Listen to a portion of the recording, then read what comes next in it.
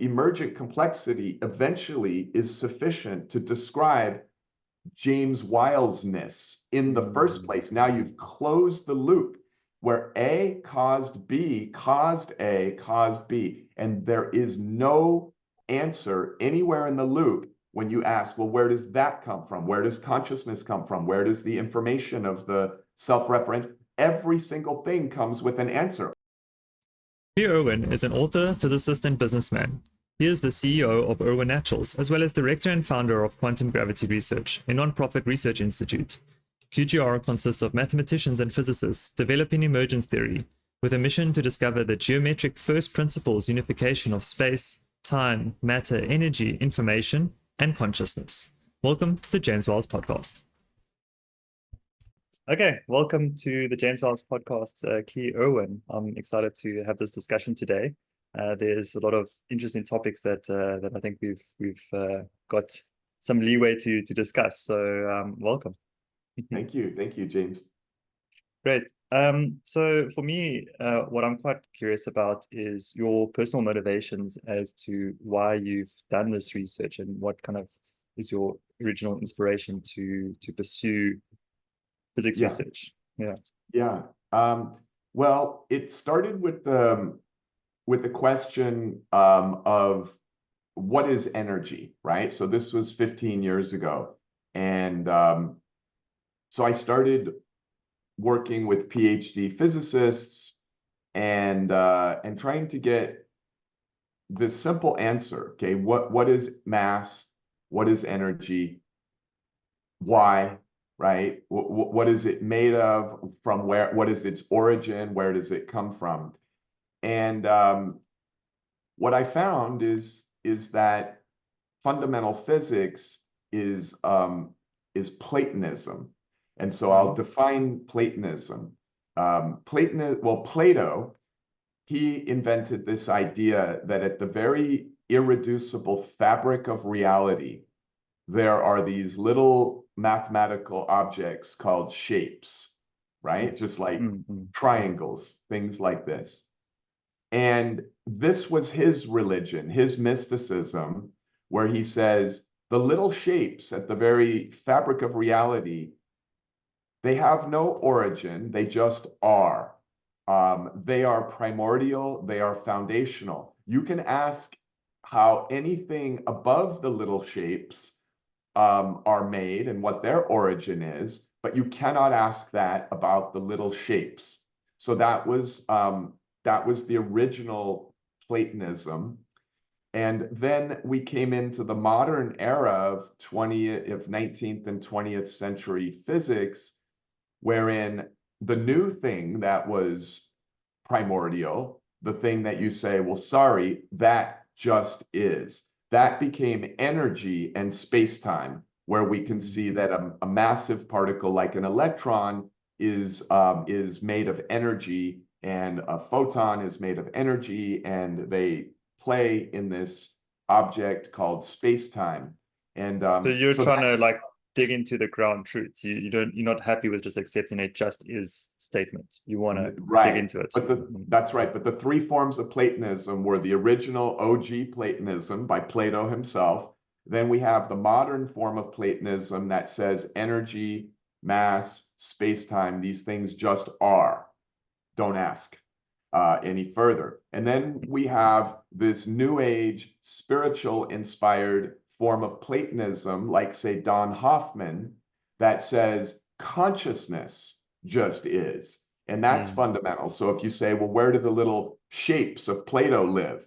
Don Hoffman would say, oh, within consciousness, right? And then the final form would be something like what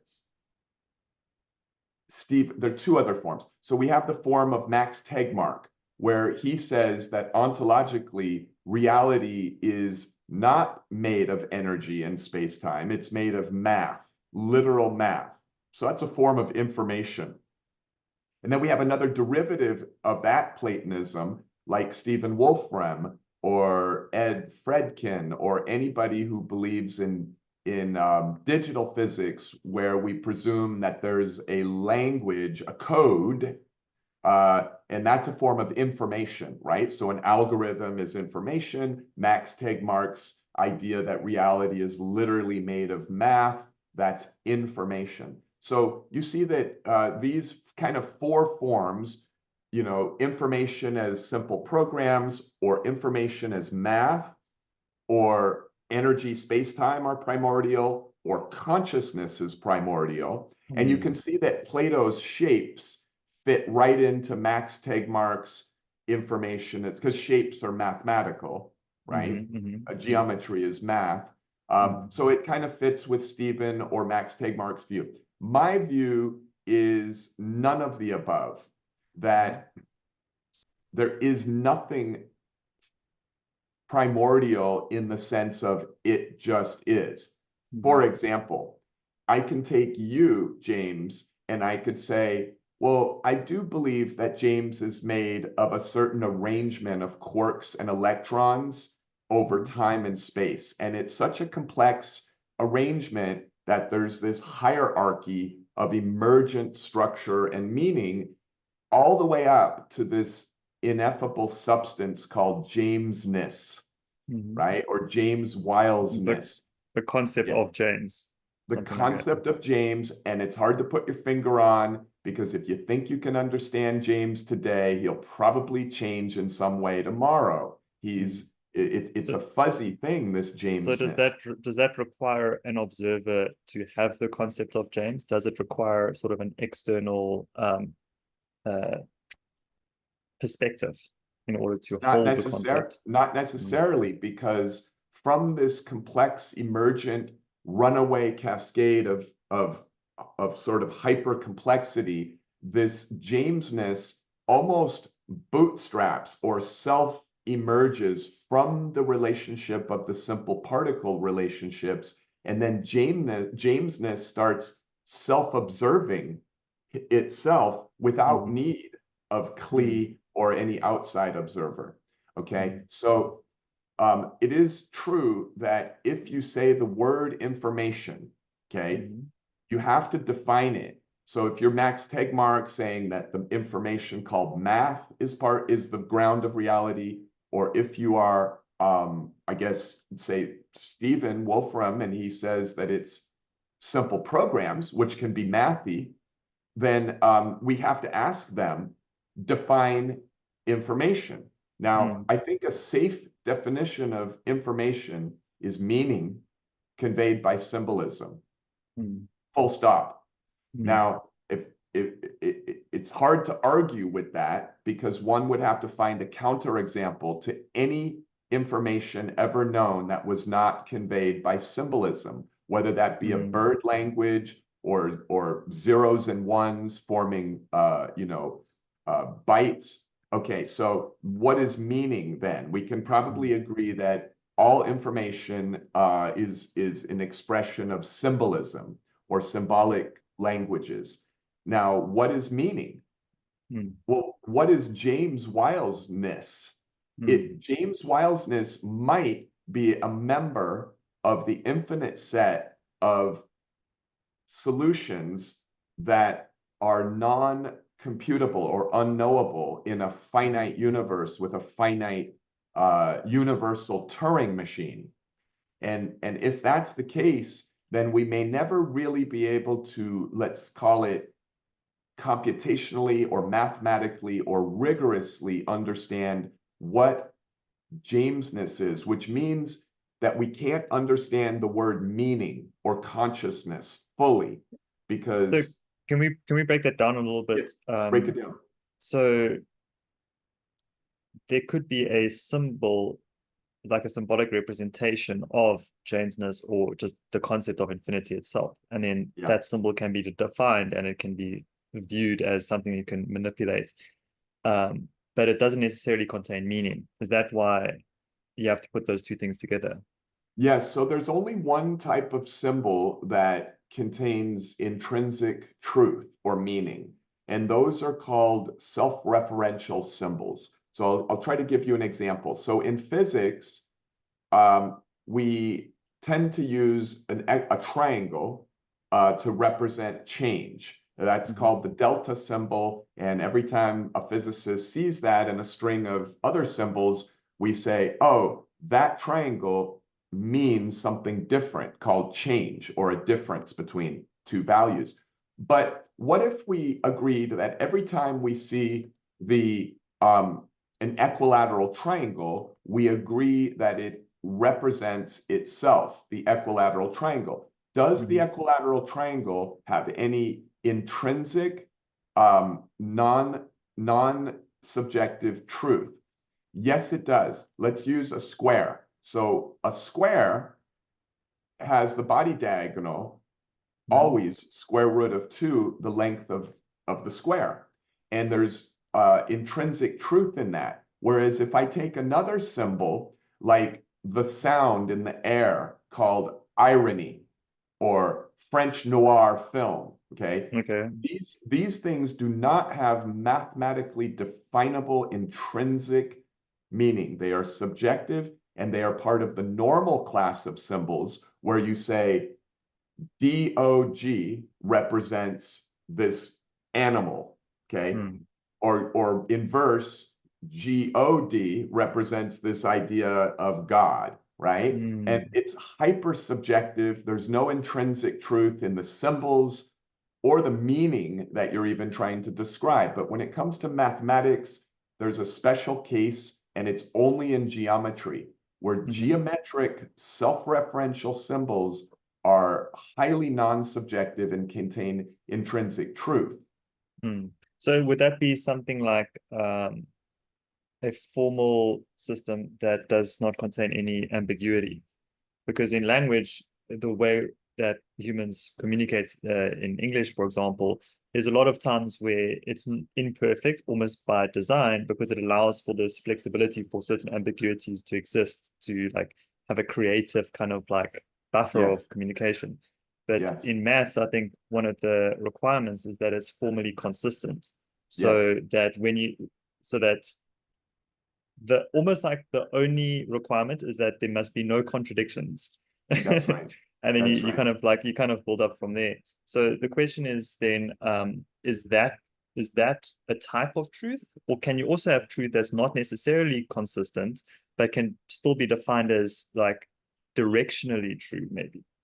Sure. But that's absolutely fair to say, but it moves away from the salient point that we have at the ground of our mathematical and computational approach to cosmology. And I'll say it more compactly. In the universe of symbols, so a symbol is an object that represents itself or some other object. Almost invariably, your use of symbols and any general use of symbols that you can randomly pick is the normal case where a thing, an object, represents another object, okay? The special case, we can call it identity, to use a mathy term. The identity case is the special case of the self-referential symbol.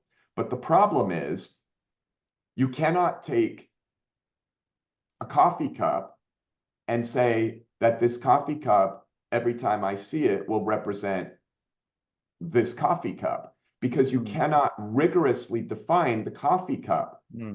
It's made of physics, oscillators, you have the uncertainty principle, and so on and so on. Whereas when you take an abstraction, like an ideal square with the square root 2 body diagonal, you have this interesting case of intrinsic truth in the symbol itself. So if you could build a reality of those mathematical symbols using vectors, for example. So we have these things in Lee, well, 3 sentences that'll be slightly technical, and then I'll pull back in. So we have a lot of agreement in particle physics that the algebras that nature uses include Lie algebras, okay? Lie algebras are associated with their root lattices. So these root lattices live in these flat, hyperdimensional and normal dimensional spaces, and they're just arrays of points. And these any one point has a set of near neighbors around it. And those near neighbors form a system of vectors. And we call this a root system or a root vector polytope. So they're shapes and they're objects that we believe physics is made out of, but they are self-referential symbols. They have intrinsic mathematical truth, just like the body diagonal of a square, right, having intrinsic truth. So if you were to build a simple program, okay, using the mathematical symbols of these Lie algebraic root lattices, especially the ones associated with, say, the standard model of particle physics, then you could start talking in a reasonable way that this is an interesting approach to get away from Platonism. Because you could say to me, James, if you're tracking this, you could say, hold on, Klee, you're a Platonist, because you're saying that these self-referential symbols, just like Plato himself, okay, are the ground of reality. And I would say, no, Plato is saying they just exist. Wolfram is saying the simple programs just exist. I'm saying something different. These symbols exist within a substrate of consciousness, and consciousness is proven to emerge from physical systems. In other words, I have a lot of evidence that James Wiles is conscious, and I have a lot of evidence from science that it emerges from neural net processes, hormones, all kinds of things that can all ultimately go down all the way to the standard model of particle physics. So what if James could think of a simple program that would make himself? Can he think of a square with a body diagonal of square root 2?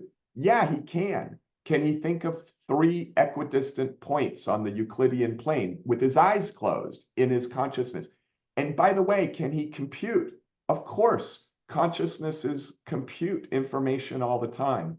So in principle, if James were smart enough, a big enough emergent consciousness, he could think of a primitive and highly efficient simple program wherein large enough quantities of iterations create shocking complexity, like Stephen Wolfram wrote about in A New Kind of Science, where the principle of simple programs is the lovely and impressive fact that given enough iterations, an incredibly simple program or algorithm leads to ridiculous levels of emergent complexity. So if this emergent complexity is James, and James could think of a simple program and play it out in his mind, such that the emergent complexity eventually is sufficient to describe James Wilesness in the first place. Now you've closed the loop where A caused B, caused A, caused B, and there is no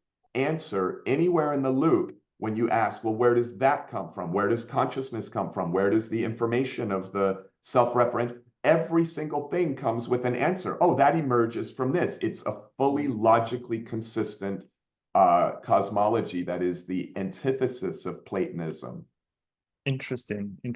So then I need to ask you about this concept called protoconsciousness, where it's almost like there's something like consciousness fundamental that wills certain physical things to then bootstrap the rest of the universe. Is there something like consciousness? I mean, what you're describing is like kind of like a loop. So you can't really point to one without pointing to what follows it.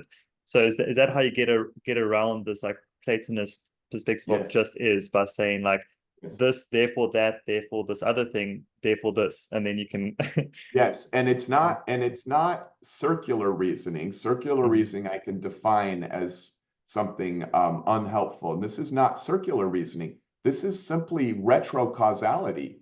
This is allowed in, this is not just allowed in quantum mechanics, it's spelled out in the mathematics. You have to artificially reject it. So Wheeler and Feynman, Wheeler invented the phrase black hole, and Feynman was one of the fathers contributors of quantum mechanics.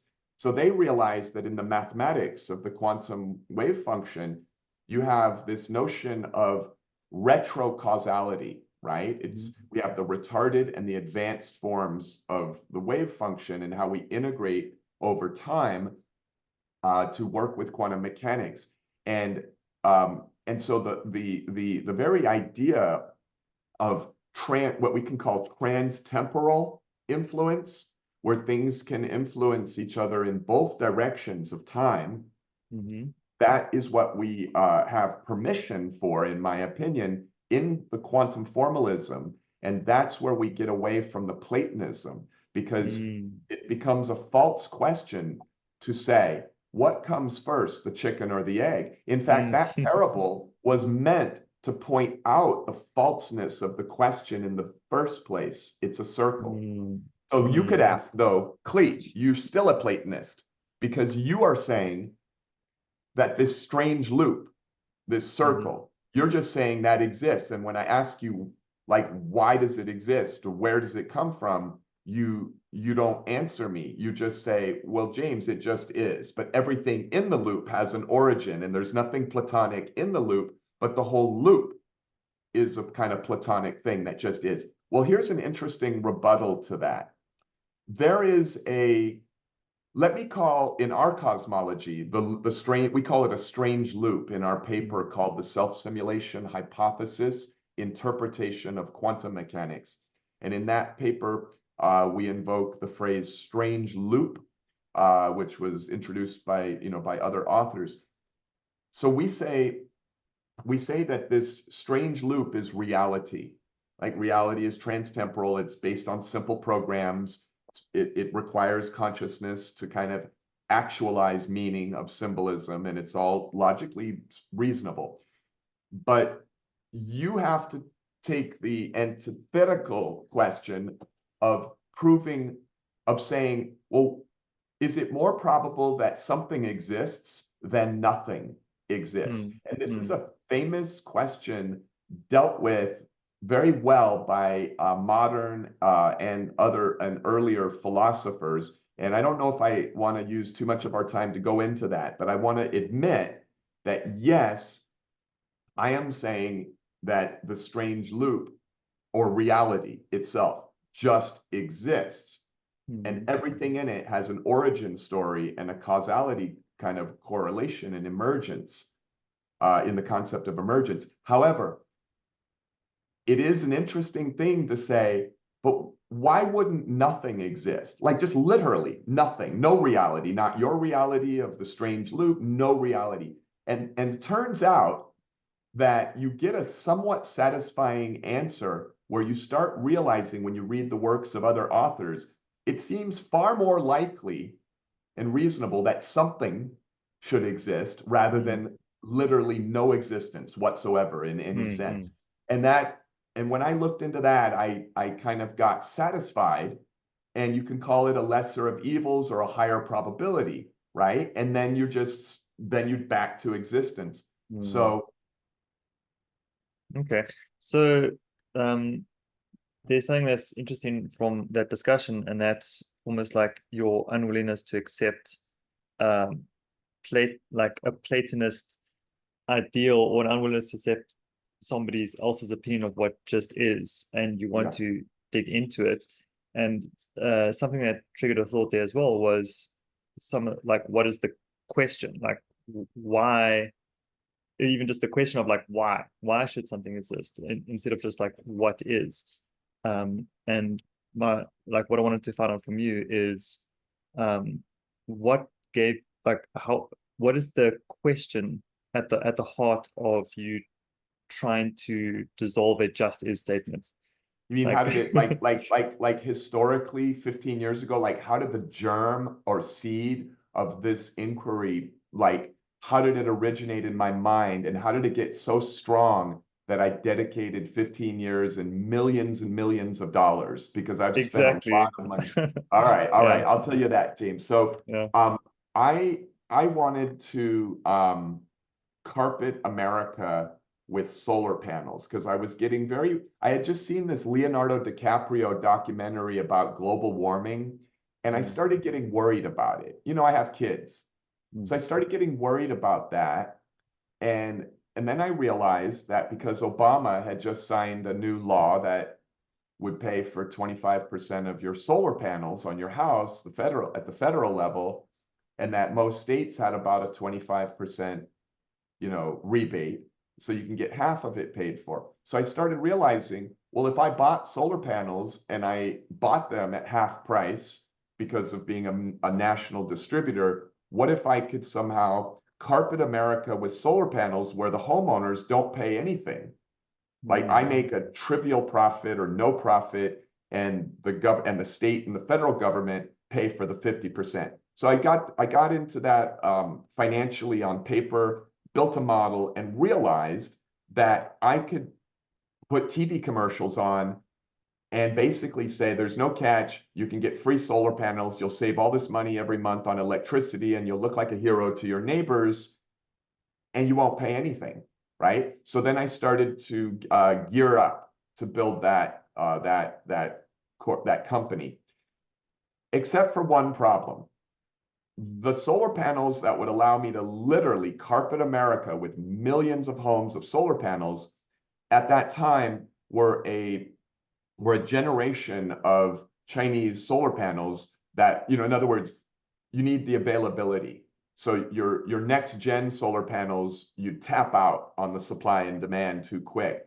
The high production Chinese solar panels, like Gen 2 solar panels at that time, had a 10-year neutralization of the carbon footprint for the manufacturer. So you make these solar panels, you emit a lot of carbon emissions, then 10 years later, some person's saving electricity neutralizes. So I thought, shit, if I'm trying to help with global warming, and then I'm like pushing it towards a tipping point with more carbon emission that doesn't like even help until 10 years, maybe that's a bad idea, even if it would have made me billions of dollars. So I started getting very deep at that time, realizing, well, I'm not going to be able to carpet America with solar panels, so I won't be able to help with that problem. And then I just fell down a rabbit hole where I started thinking really, really deeply, what the hell is energy and mass? What are these things fundamentally? And that's where I started hiring PhD physicists and mathematical physicists, and they all started saying, Klee, that's just the thing. There doesn't exist a first principles theory of anything, not quantum mechanics, not general relativity, not Newton's physics. All known theories are the opposite of what is called a microscopic first principles theory of everything. It does not exist. What Stephen Wolfram is talking about is exactly that. He's talking about a first principles theory of everything, where every single thing, the constants, the probabilities, everything emerges as a secondary thing. So that's an ambitious task to find such a thing that, and most physicists don't even try. They just go into string theory or something. So that was my origin. Oh, okay, great. And I mean, that just raised the very next question: is why are physicists not incentivized or motivated to try and figure out? Because it's hard. It's common sense. Think about it, James. What we do is we look at the behavior of things. We say, oh, plate tectonics, earthquakes, they behave this way. We build a model. We look at particle accelerator data and we see, oh, the probability for the scattering at an angle X is higher than the probability for scattering at a different angle. It's just the way that the scientific method works. We're animals trapped in some sort of construct called physical reality. We observe the behavior of physical reality with increasing fidelity. We're amazing in what our observational ability has become and our instrumentation. And then once we get those values, they're numbers, right? So you get the fine structure constant, you get the magnitude of the speed of light, you get all these numbers. And then if you're clever at mathematics, which humans are, they realized, oh my gosh, this is so beautiful. We can build these equation-based systems where to get to $1, on the right side of the equation, right, we can use 10 dimes, or we can use 5 dimes and 2 quarters. And they start realizing that the fundamental values of the constants are kind of like how in America we have, pennies, nickels, dimes, and quarters. And that's it. We don't have anything in between. And we can get to a dollar in these many ways. And those are the equations, right? And so that's kind of cool. And that's led to this Zoom call, because without the equations of quantum mechanics, we wouldn't have the technology to have this Zoom call. So that was great. But if we wanted to go deeper, now it's been about 100 years, and there's been no meaningful progress or breakthroughs on anything fundamental. When I say fundamental, I'm talking about general relativity and special relativity, incredibly fundamental realization of what reality is, and then quantum mechanics. Nothing fundamental has come. There still is no theory that's predictive, that tries to unify these two theories and makes predictions that come true. Not string theory, nothing else. Is there something about the structure, the incentive structures of institutions and just society at large that does not select for incentivizing people to try to get to a more fundamental thing? Or do you think it's more like a personality trait? There's some people that doesn't really care about that. They just want the lowest hanging fruit at any one moment, so that you can predict just a small thing instead of trying to get to a fundamental thing. And then lastly, what would be the fundamental use of a fundamental theory if it's just combining things that are already predictive? I'm going to answer the first two things in one answer, and then do not let me forget the third one, because that's the juicy question. So to the first one, is it more the institutional setup with politics and money and tenureships, and is it that mostly, or is it the fact that it's true there's a heck of a lot of physicists that say, shut up and calculate, we just need these answers to make better devices, okay? It actually is driven by the first thing. It's the system of philosophies, mores, cultural structures, and what happens is you get this kind of collective institutional, right, behavior. A stock market is a collective behavior, right?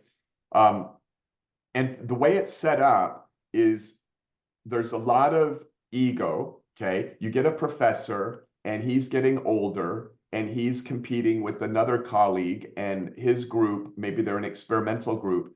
His other colleague's group is churning out more peer review papers in higher impact journals.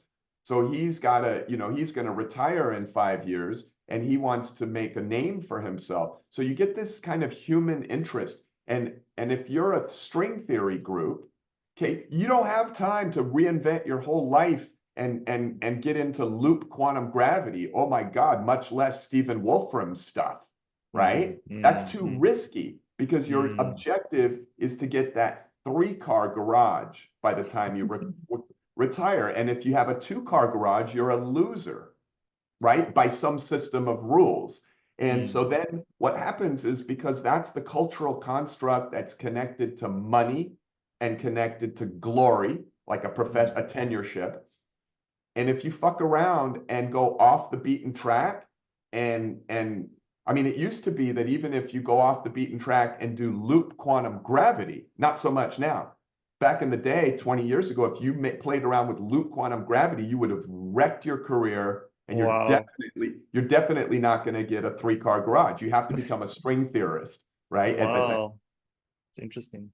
Now to the second one, So it's a little bit of both, right? I think if the rules changed culturally and we started making glory, like you win $1 million prize, or you get the Nobel, like you get glory, and you get people behind Stephen Wolfram's approach. I look at my approach and Stephen's approach as practically identical, other than the details of the mathematics and the simple program structures. And neither Stephen or myself are fully religious or committed to exactly what the simple program or math is. We're still both exploring our little sections of the Ruliad, the space of all rules of simple programs. So that last question, though, James, can I answer that one? Yes, yeah, please. Yeah.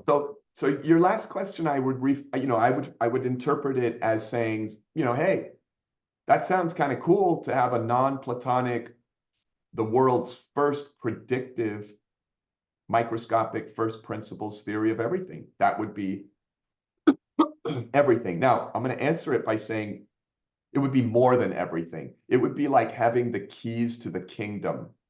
I mean, you're talking about understanding everything from the fine structure constant to Planck's constant to why there's a speed limit in the universe in the first place, from utterly irreducible first principles, pure mathematical first principles.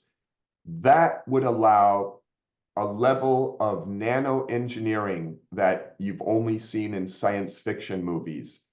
It might also allow some kind of interesting interface with what we call the Angstrom scale, where we operate with nano engineering and we can make ultra microscopic things at the distance of 2 atoms inside of a copper lattice, for example.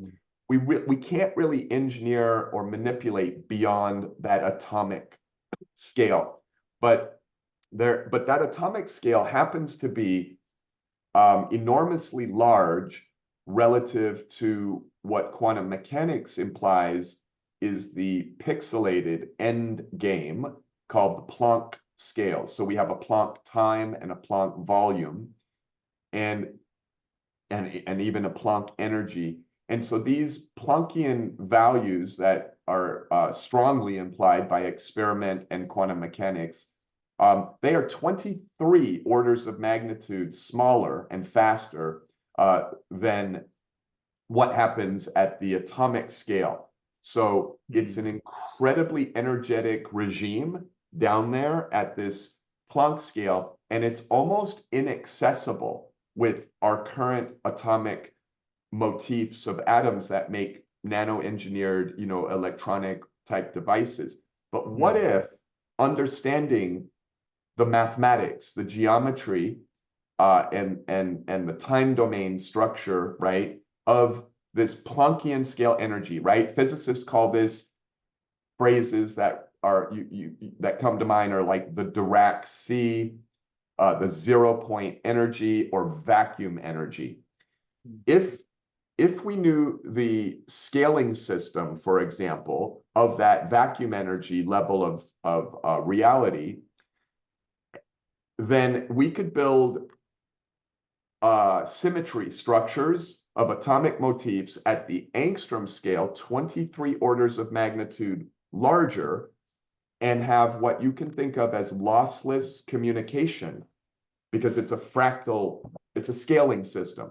So this is a very technical example of the keys to the kingdom metaphor. We could access this almost endless supply of energy called the vacuum energy. We could upregulate that to the Angstrom scale at the atomic scale, and then beyond into devices.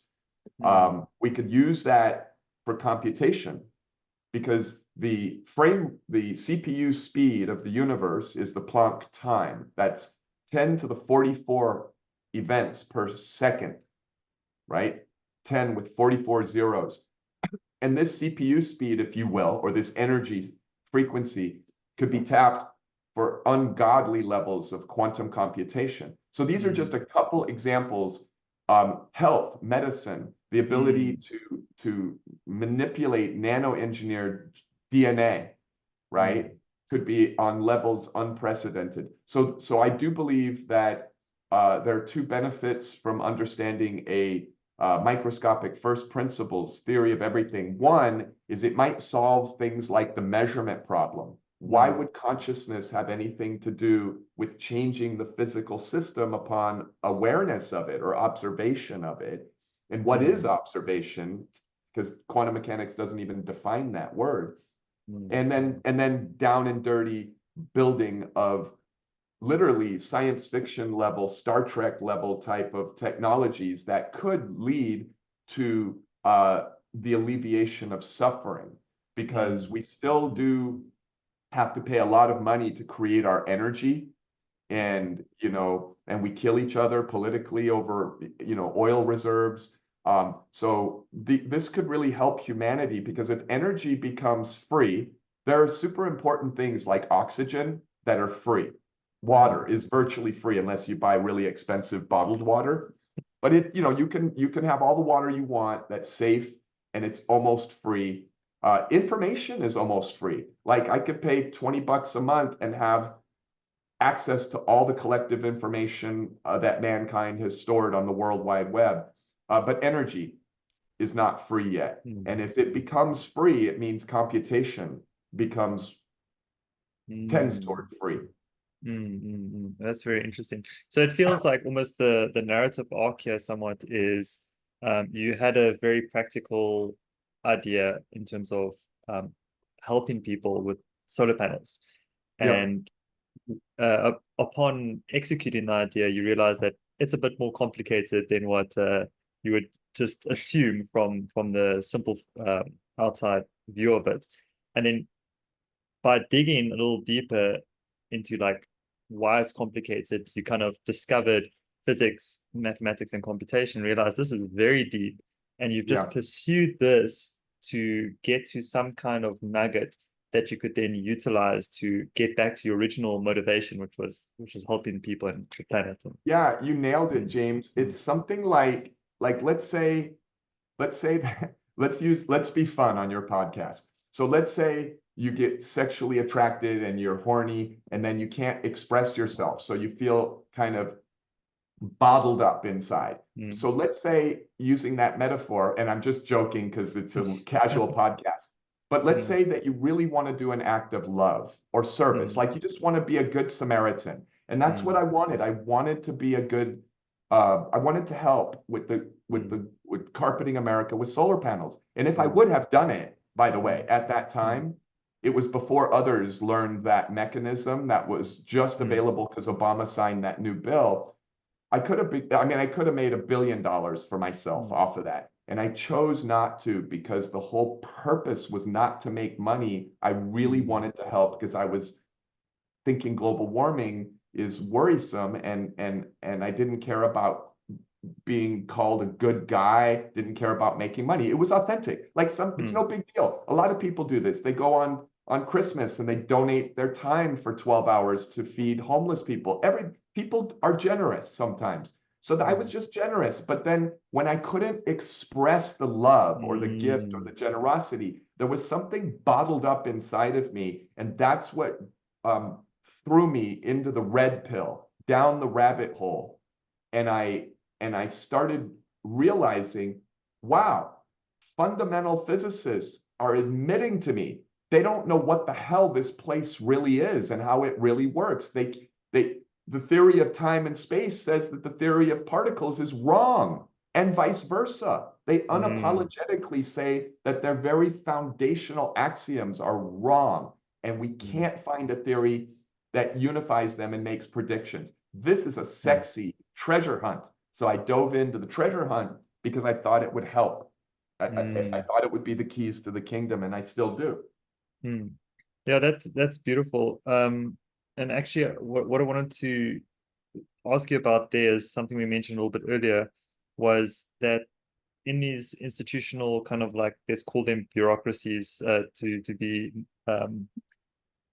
unfavorable to be insulting. Let's just say it, James. So what tends to happen is, in these institutional bureaucracies, the way you've described it, is almost like some type of dogmatism, because you've already laid your bed, and now you have to sleep in it. You don't really have a choice, because ultimately incentive structures, whether it's for money or fame or whatever motivates you, leads you to a certain path where it's just too risky to take an unconventional approach. And I think the question there is, and then there was some sort of, like, almost like a religious fervor with which that kind of, like, manifests. In other words, is it that bureaucratic incentive structures kind of breeds a religious dogmatism, and then would you also maybe describe the alternative to that, having this high personal conviction to just do things because of your belief that you're pursuing a good for society, also like a type of religious direction?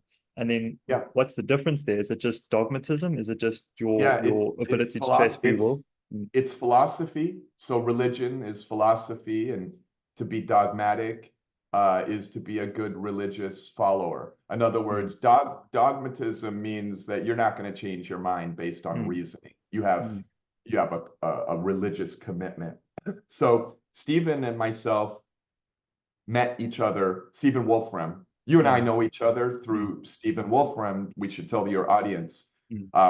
We have a similarity, me and Stephen, and that is we both made millions of dollars in companies. So I actually met Stephen because he and I were on a board of directors for a company competing in the X Prize Foundation to make a miniature analytical device. It was called the Tricorder X Prize because in Star Trek, you'd have that amazing device. So anyway, a lot of companies were competing on it to win that $1 million X Prize. Stephen and I were both board members of one of the competing companies called Scanadu. And there were only about 5 or 4 board members. But on these calls, these board calls, Stephen and I were unique because we were the only 2 guys who had built multi-million-dollar businesses with, more than 100 employees. And so we had a real common set. We basically were holding the other guys on the board. We were giving them hard questions. Like, why would you take that risk? Why would you waste the money? Show me the proof, right, of that financial result. And then Stephen and I afterwards, at one point, got together at my house and stayed up till midnight, and we were talking. And that's when we both realized, okay, we're kind of lucky because we don't care about the politics. We have 4-car garages already. We don't need to get a tenureship and play politics in the dogma of some system, and we can spend a little bit of our money paying people to help us educate others or develop these ideas or explore them. So as far as the insidiousness of a particular religious dogma, I want to say, so I don't know if you saw my documentary called Are We Living in a Simulation? But in that documentary that's on YouTube, we talk about the religion of materialism and the damage of it and how it has slipped in to masquerade as legitimate science. So I'm going to just riff on that if you'll allow me. So materialism is a philosophical idea with mystical underpinnings from ancient Greece. There is utterly no evidence in the modern scientific practice that materialism is true. In fact, quantum mechanics unapologetically says that reality is not made of material, it's made of information. Okay. So how did materialism get to be so entrenched as though it is equivalent to the scientific method or science? Well, let's take inventory. We have 195 countries in the world, and about 193 of them are what we call secular states, okay?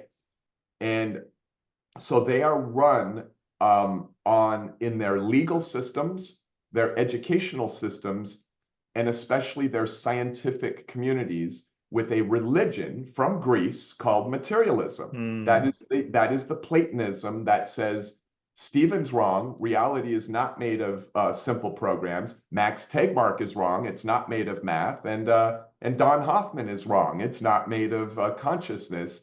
It's made of this mysterious stuff called matter and energy or space-time. And so the problem, though, is that when you say that it's made of matter, for some people, it allows an easy deduction called eat, drink, and be merry, for tomorrow we die. Rape, pillage, and steal, because tomorrow we die.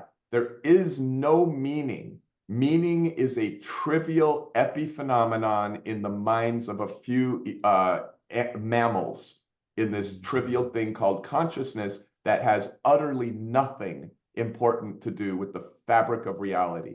Okay? So that is a hardcore and aggressive stance to take with utterly no evidence, and it's downright religious in origin, and it permeates this entire edifice of 21st century academic physics. You talk about consciousness and you're not yet tenured, or you're still a postdoc, then you better shut up and keep that to yourself, because the other religion has a dominant chokehold, and it can get you'll lose your career. And that's not a good idea. That's anathema to science. Science is supposed to say, look, we don't know anything for sure. Everything is a theory. All of our axioms are subject to being overturned.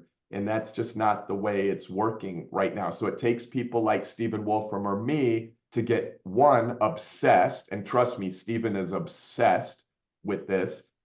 And he and I joke that the thing that distracts our obsession is our companies, because we have jobs to do as chairman and CEO of our companies. But what we really wish that we could do is just spend full time with the small teams of people who are helping us think through this paradigm where a simple program can be the ground of reality. So I actually wanted to ask you a bit of on that side of the company building capitalism aspect, and it was just a thought that I wanted to share with you, maybe to get your opinion, was that there seems to be the people that are the most based in terms of having philosophies that appear to be generally good for the most amount of people, have experienced and wrestled with capitalism, like having companies and like creating value, building things that actually have to face real life obstacles. And maybe this challenge of having bureaucratic incentive structures leading to religious dogma is something to do with the fact that you're not wrestling enough with kind of a societal capitalist reality. And the question there is it inevitable that systems at scale, if you're just a part of it and don't have enough like exposure to the coalface of challenges, is going to always lead to this bureaucratic mindset of just like, incremental progress? And should we as a society be more respectful for people who have built things in a capitalist way? So I'm gonna extend my answer into something that you and I have chatted about maybe earlier in calls, and this is AI. Okay, so I like to joke that Gene Roddenberry, the creator of Star Trek, was one of the most successful futurists because he predicted the flip phone. Now, back in the late 1960s and early 70s, that was a joke. Come on, get serious. How can something that small, like a flip phone, just allow you to talk? And but now that it's 2024, if you still have a flip phone, it's caveman. You're a loser, right? So he was successful. And one of the things that he predicted is that with sufficient technology, understanding of reality, that fiat currencies and all other forms of money would become obsolete. And so those people like Spock and Captain Kirk on the Star Trek, they would sign up for 4 years and they didn't get paid anything, because you could print a Rolex watch or a hamburger in this like thing in the thing, or you could. So the point is that wasn't anything more than science fiction to me a year and a half ago. And then out of nowhere, after COVID, we see this behemoth rising from the ocean, the first time in the history of Earth where machines have surpassed human creativity. I'm talking about music, video, poems, theorems, you name it. And if you don't agree that it has surpassed human creativity today in August, I don't care. Let's talk again in February of next year. It's going to happen and it's about to occur. Now, this is freakish because the worldwide neural net of the global economy is moving zeros and ones. Some of it is currency, right? Money. Some of it is meaning, just information, like this is going to go on to YouTube and be zeros and ones.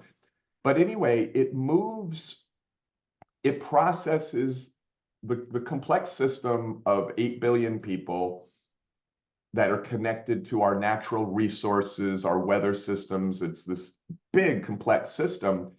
It's really wild to think, well, previously, the creation of meaning, information, a theorem, a CAD drawing of a new device, this was costly. A person to get a PhD, at least in Europe or America, it's very expensive. And you know, and then you get paid eventually if you get a good job and you can contribute good devices, or you write a compression algorithm that saves electricity. But what happens if in 24 months we achieve AGI, and then shortly after ASI, artificial superintelligence, and information, knowledge, new, novel knowledge, creativity in all forms becomes like air. It's the most precious thing, air, for us mammals, but we don't pay for it. It's just too ubiquitous. What happens if information becomes like that? How do people get paid? How do you retrofit the entire global economy overnight? Because AGI is going to happen overnight. How do you retrofit the whole system down to each of 195 countries changing their laws to deal with Gene Roddenberry's prediction that money becomes obsolete when intelligence, artificial intelligence, becomes sufficiently robust? So I think the answer, the reason I expanded the answer is as a way to say, I don't really care, and I'm not going to spend much time thinking about the crusty, dusty edifices of old school university education. All of that is going out the window. If you're an 18-year-old and you're about to go into debt with your family to pursue a PhD degree in some area, you might want to wait around and take a sabbatical like Europeans do for a year and see what the hell happens next year with this supposed predictions of experts that we're going to see AGI within 36 months or less. That's not bad advice. Yeah, I took a gap year out of high school before I started university, and it was very important, I think, for two reasons. Number one, you get to grow up, and you get to have a wide exposure for, like, spend some time overseas, in sort of social environments, and get that social freedom, learn how to experience social freedom, and then go to university where you can actually not be confused by trying to realize what life is like outside of the home, and then also trying to learn something useful at the same time. And already, if GPT-5 is around the corner, or whatever the next kind of like thing is, like, maybe just see how it settles the playing field before going into a lot of debt, right? I think that's crazy. Americans should do what Europeans do, especially Western Europeans, with these sabbaticals, sometimes even 2 years, some of my friends. And then when they do go back to university, it's like that break has made them adults, and they're no longer being forced to go to school like when they were teenagers, and they take it more seriously. They've had an expanded experience in that break. In America, the only group who does that are the Mormons. So Oh after yeah, high they do school, that. Yes, yeah, they go yeah. out and they go to another country and they experience another country. I mean, of course, they're going to share their philosophy and their religion, but it has a similar result to where when they do come back and start university at least a year later, they like it. It's a good thing. So Europeans honestly, socially, outperform Americans socially on so many constructs, from education to the prison system to just balance in life, you know? So we spoke about AI here, and kind of the trend of this podcast is to think about, or find the space to think about, what are the most important ideas to consider that maybe are not getting enough airtime, which would be important for a potential future where, for the first time in humanity's memory, we would face the potential for something smarter than us potentially deciding whether we are going to exist or not. And it will be beyond our control. And the type of ideas that we need to engage with and wrestle with and kind of like build into our philosophies are going to be questions that haven't been asked before, because we've never been faced with that potential risk. And Yeah. there's it's interesting in society where you kind of have these moments where parties fight each other to try to figure out the truth. It's kind of like this natural animosity that like sharpens the edge of what are the compressed ideas with which we can carry on forward in society. So you have like doomerists and accelerationists and that kind of thing. So I'm not really taking any side to it, but it's an argument over this thing called like existential risk at the end of the day. What are some of the most important ideas that you can think of which would be important to inform decisions and philosophies in a future where existential risk might exist?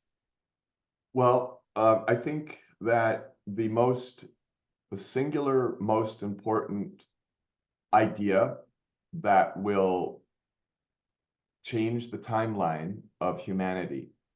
And let's be clear, creative writers, filmmakers, book writers have really done an amazing job over the last like 150 years of imagining what things might be like in the future. And one of the things that has happened in the last few decades is the prevalence in the you know the zeitgeist, the kind of collective thought process of what people are thinking about globally, is the apocalypse scenarios. Mm. So, Kevin Costner, Waterworld, that's a global warming apocalypse, totally plausible, like not ridiculous. And then we've got the nuclear apocalypses. We do still have a very unstable and politically charged world of increasing nationalism and 35,000 intercontinental ballistic warheads pointed at pretty much every single population center on the planet. That's unstable. That's a bad idea. And especially where it can boil down to old white men like Putin and whoever's going to be in the US, except hopefully we'll have a woman in the US White House. But where it can come down to real, just tiny numbers of humans determining the fate of large numbers, it's unstable. Anyway, we also have viral apocalypses from the movies. And with COVID, we kind of got a real picture of a not deadly virus. Like COVID turned out not to, it was like Y2K. You're too young, but back No, with that I Y2K, was, well, I remember that very vividly. That was an interesting New Year's party. Yeah. thank you. And then Yes, yes. and then basically, right, like that was a special New Year's party, right? But the point is it wasn't quite as bad as as it could have been or was talked about, and COVID wasn't quite as bad, right? As I thought it was being talked about in the first 6 months of COVID. But there could be an order of magnitude worse virus that sweep. So the point is, I don't want to go on with the categories of apocalypse scenarios, but there are many of them, and they're all plausible except the zombie apocalypse.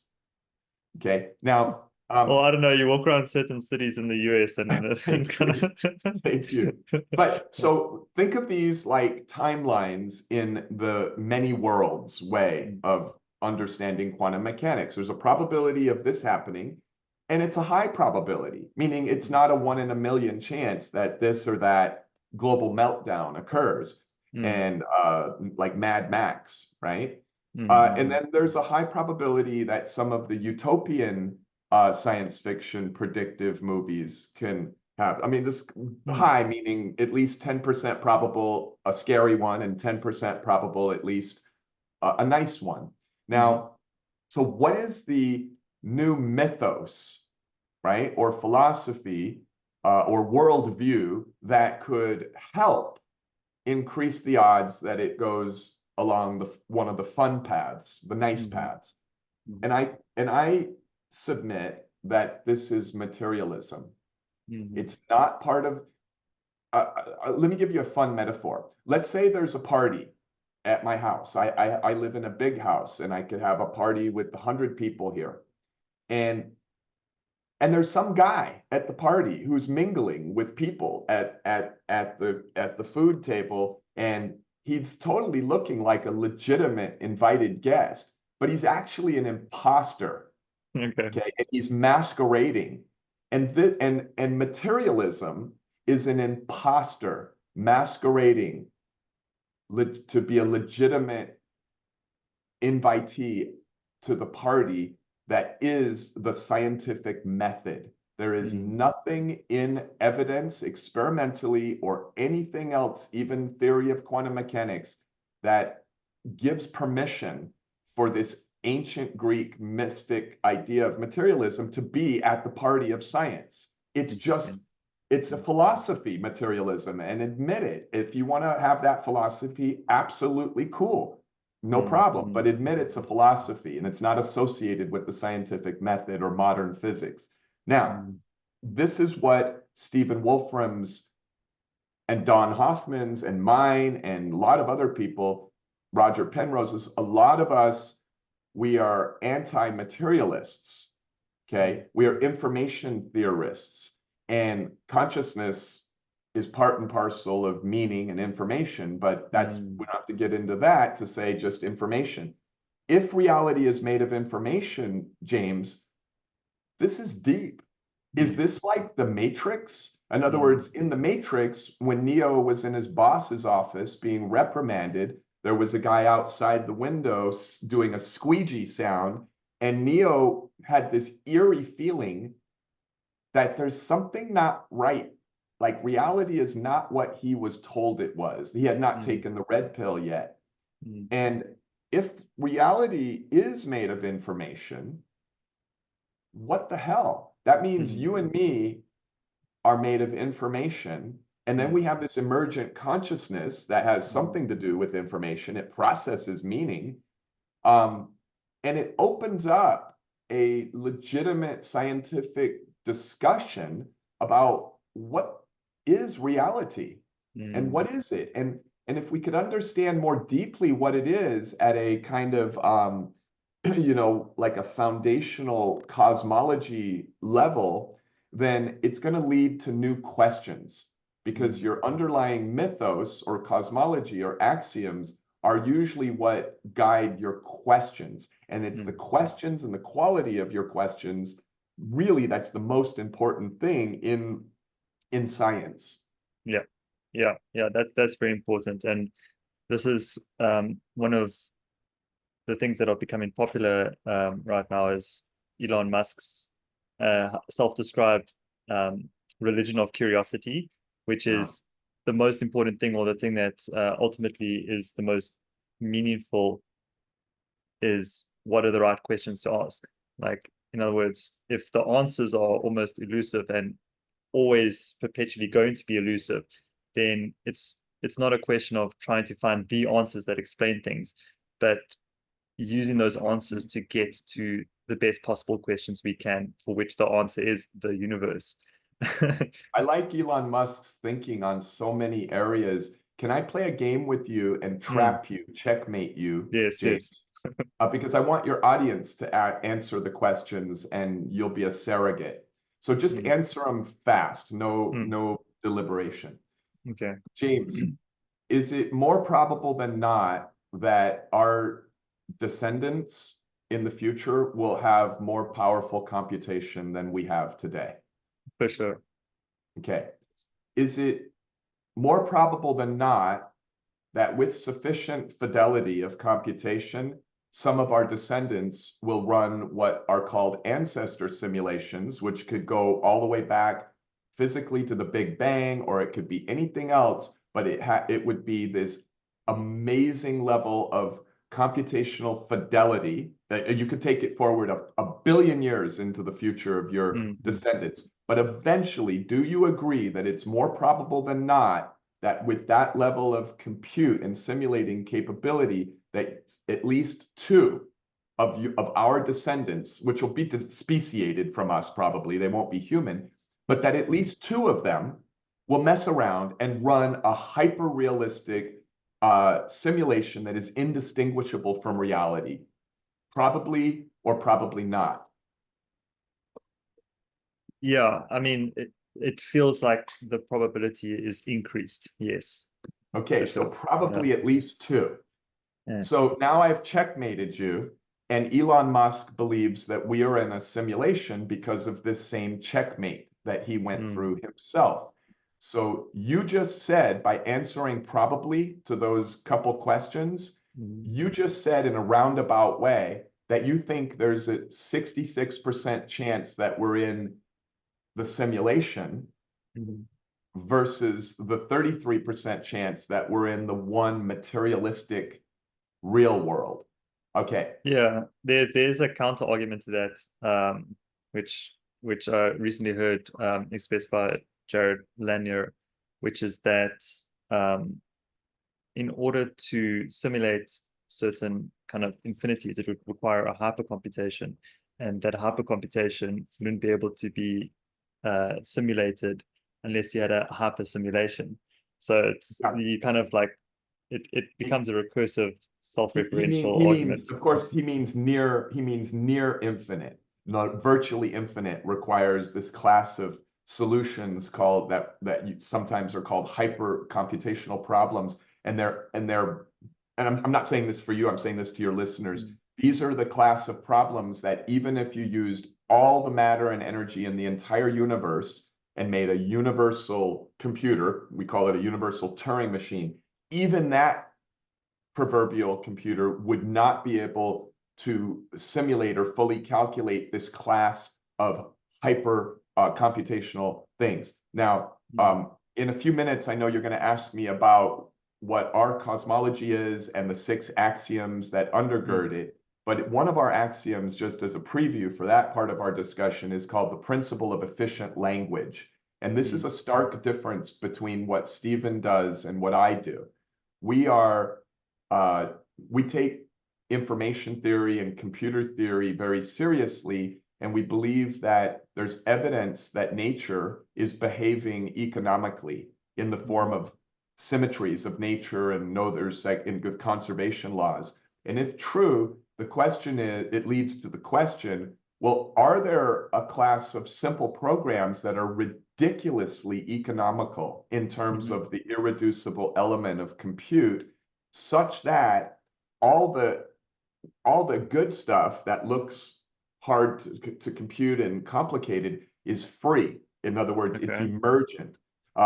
So let me now take you through the second set of questions, and along with your listeners, which will tell you whether you believe in the self-simulation hypothesis versus what I claim to have just checkmated you into as a simulation hypothesis. So remember, the simulation hypothesis, by definition, follows the ancient Greek mysticism of materialism, because it's a question about the idea of a physical world made of this Platonic stuff versus everything being the simulation. So I'm going to just ask you the 2 questions.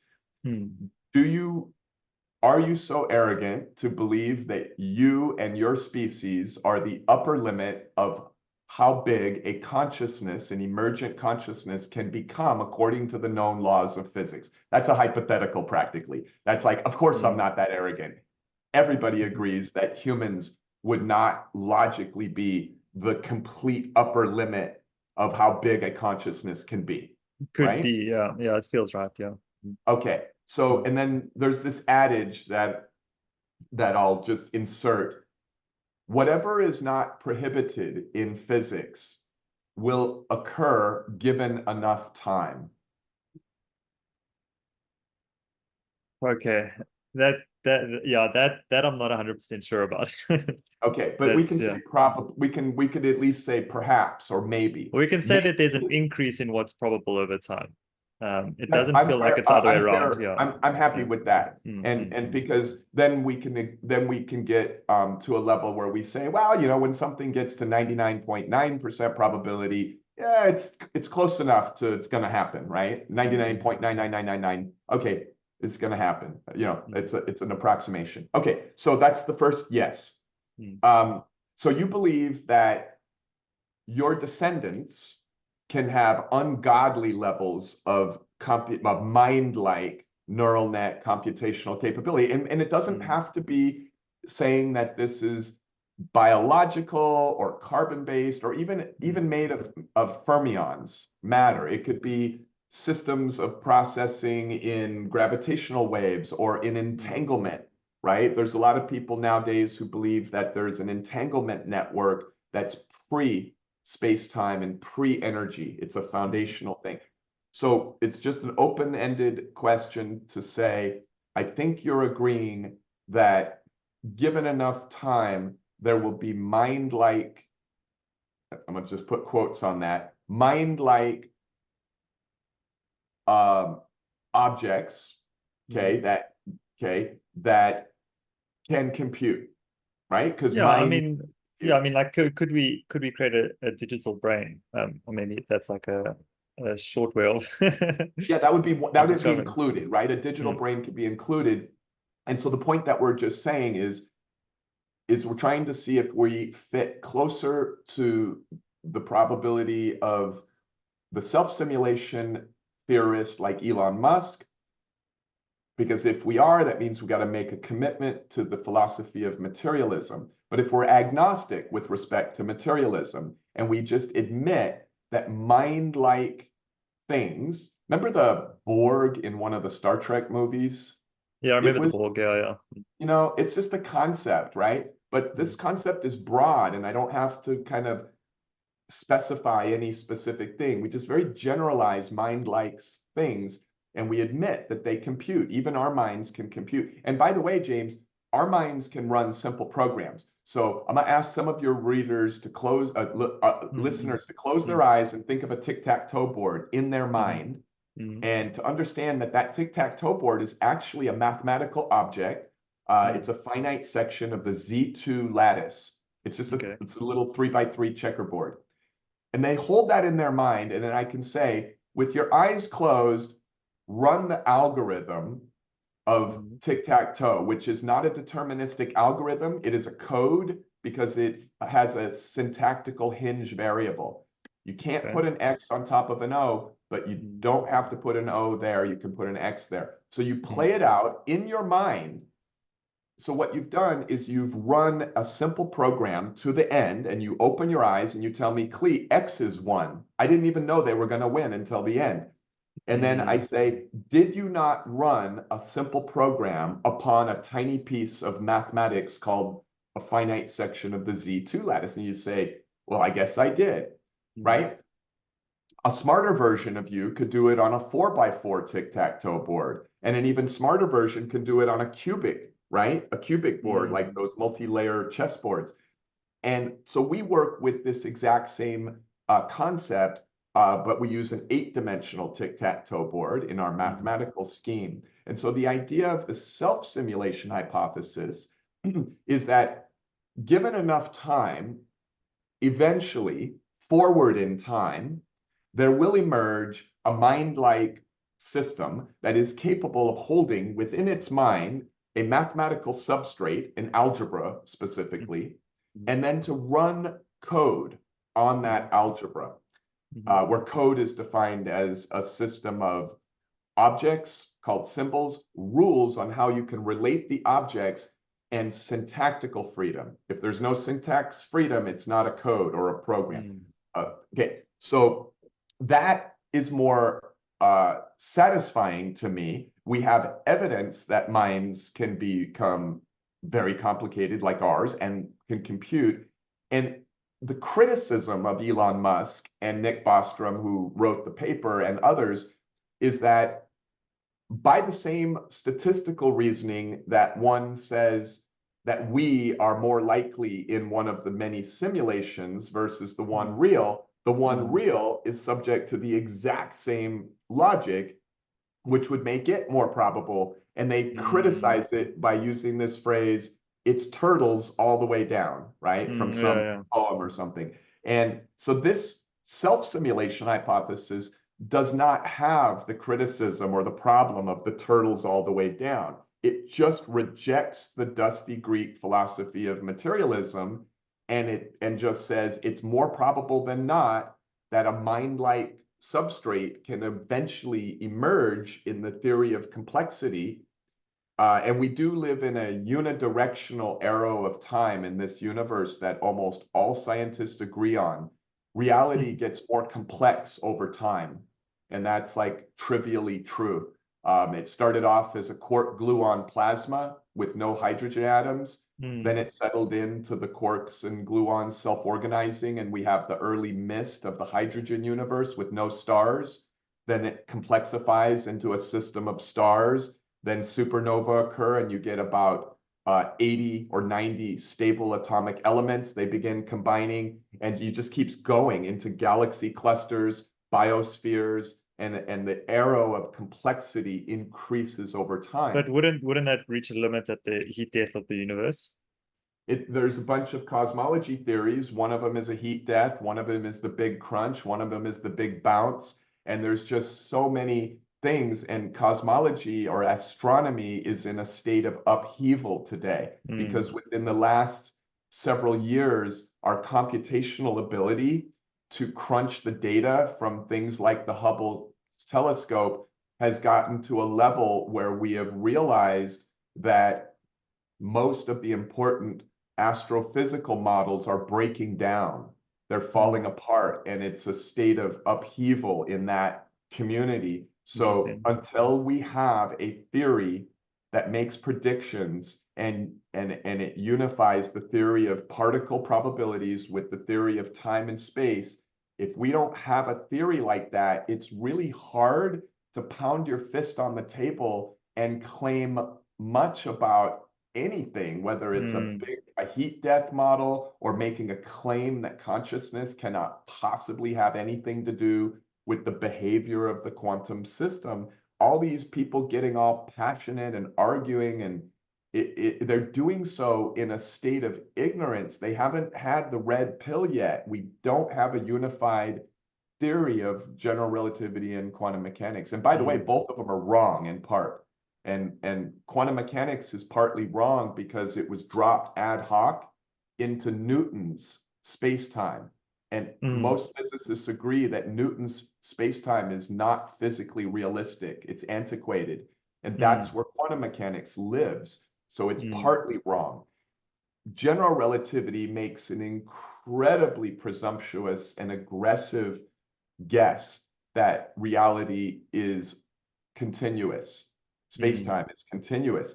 Even though quantum mechanics is loudly claiming that there is a Planck volume and a Planck time, general relativity is steeped in this picture of continuousness, which is almost inevitably incorrect. So both of the theories are very correct and powerful and part of what reality definitely is, but they both clearly have things that will be replaced when there's a new. It's almost like, think of them as two incomplete placeholders that we can't figure out how they connect. When we do figure out a new theory of everything, a first principles theory, you will find that there will be modifications necessary to quantum mechanics and some of its axiomatic views, as well as general relativity.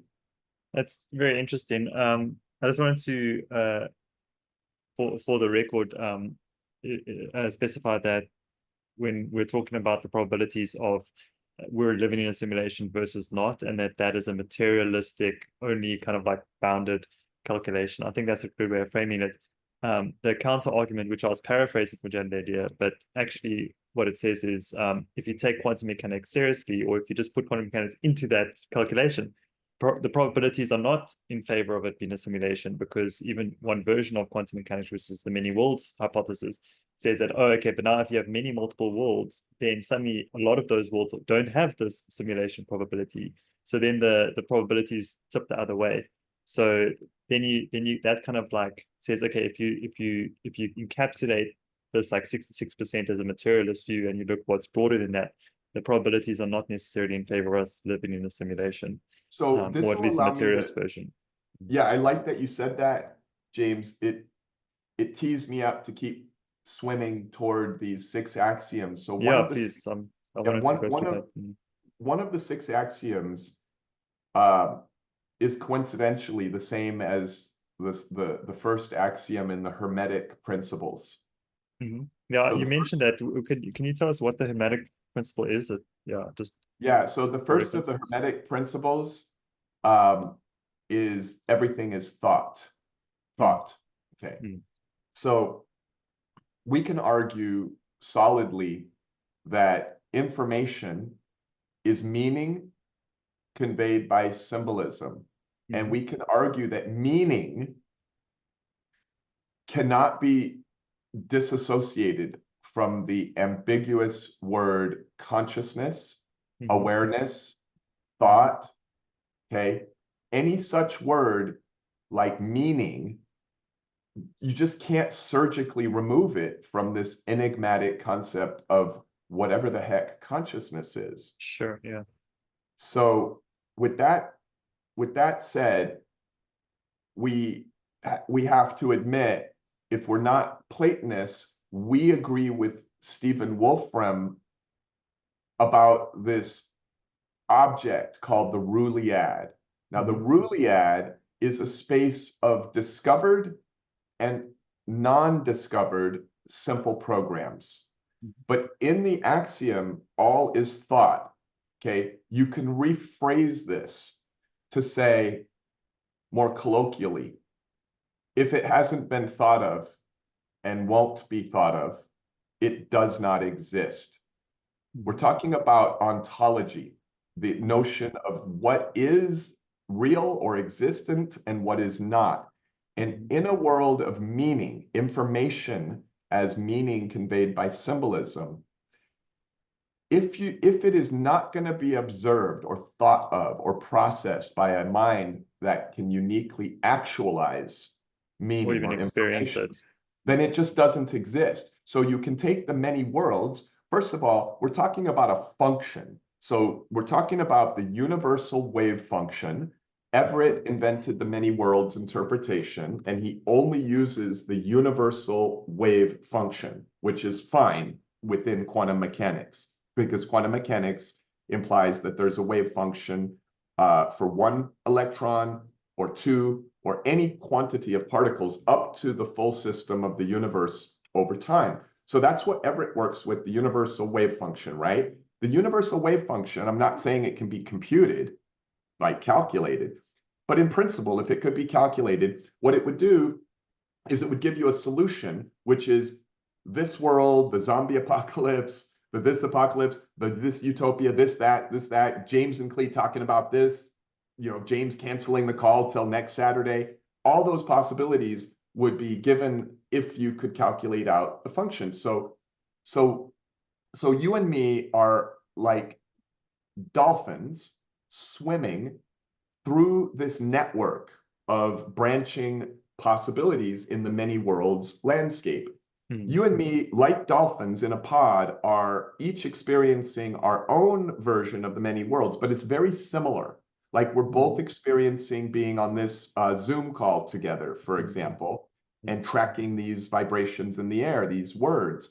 And yet it's slightly different. But as a pod of dolphins, we could have been swimming through countless other pathways, right, through the many worlds. And we have to deal with the energetic probabilities because we're not disembodied things like ghosts. We are animals that have this emergent consciousness. So I guess what I'm saying is that when you look at many worlds, it's a very philosophical view. That in fact, discussing the interpretations of quantum mechanics is philosophical. And so for the idea that all is thought, it means that what you and I do is we spray consciousness or observation or awareness onto certain pathways in this vast branching many worlds of possibilities that is not real. And our spraying of experience or actualization is what plucks something from the non-existent world, the non-actualized world of possibilities, into the physically realistic ontological world of actualized reality. So I don't see it as this idea that every one of the branching many worlds pathways has an ontological existence, because you can't compute that function, even with the universal Turing machine, I don't think. But once we start flowing through it, and you might, your listeners, I'm sure, have heard of this dirty little problem we have in fundamental physics called the measurement problem. And we call it a problem because if you're a materialist, it doesn't make sense why the mere awareness of the data that you're capturing from some experiment, like a double slit, why would the mere awareness of it change the probability distribution? And they've ruled out, oh, it's an interaction with the photon or something in the device. They've done a lot of experiments to rule those things out, and it remains this most frustrating enigma. Now, let me explain to you why it's not an enigma.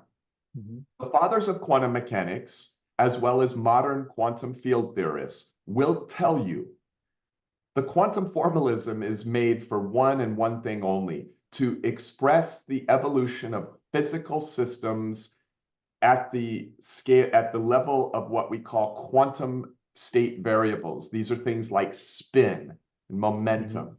That's what the formalism is for. It is not a formalism that was ever meant to predict that James would be thinking of chocolate ice cream while Klee is talking about this axiom, right? That is almost a transcendent thing in the non-computable realm of reality. We don't know what this Jamesness is, but we know by observation that it exists. Like, we don't go so far as to say that consciousness doesn't exist.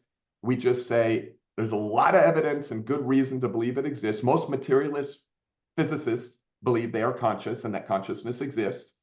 Okay, so what I'm saying then is that this is a beautiful role for high consciousness animals like us. It means that we are generating new information in the universe that previously didn't exist.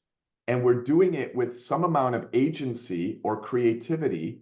And in the self-simulation hypothesis interpretation of quantum mechanics, we have this object that is emergent, just like you are emergent, but it's at a higher level, and we call it the pan-consciousness computational substrate. And it is the thing that is in principle capable of self-actualizing itself and running a very economical, simple program where all the complexity comes for free. Because the bits, right, are the bits, or the bytes, or the qubits are the qubits. But how they're arranged in time and space gives you all of the emergent complexity, in a sense, for free, because you could have the same number of qubits in a highly entropic state of like James, where you just randomize or homogenize all the particles in his body, and it's just the same number of qubits, right?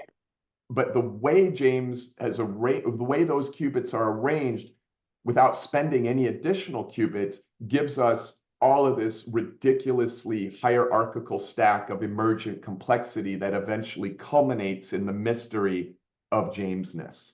That makes sense. So is this the first axiom that all is thought? In other words, that there's consciousness, which is kind of ontologizing the realm of all possibilities, and that's how kind of reality gets bootstrapped.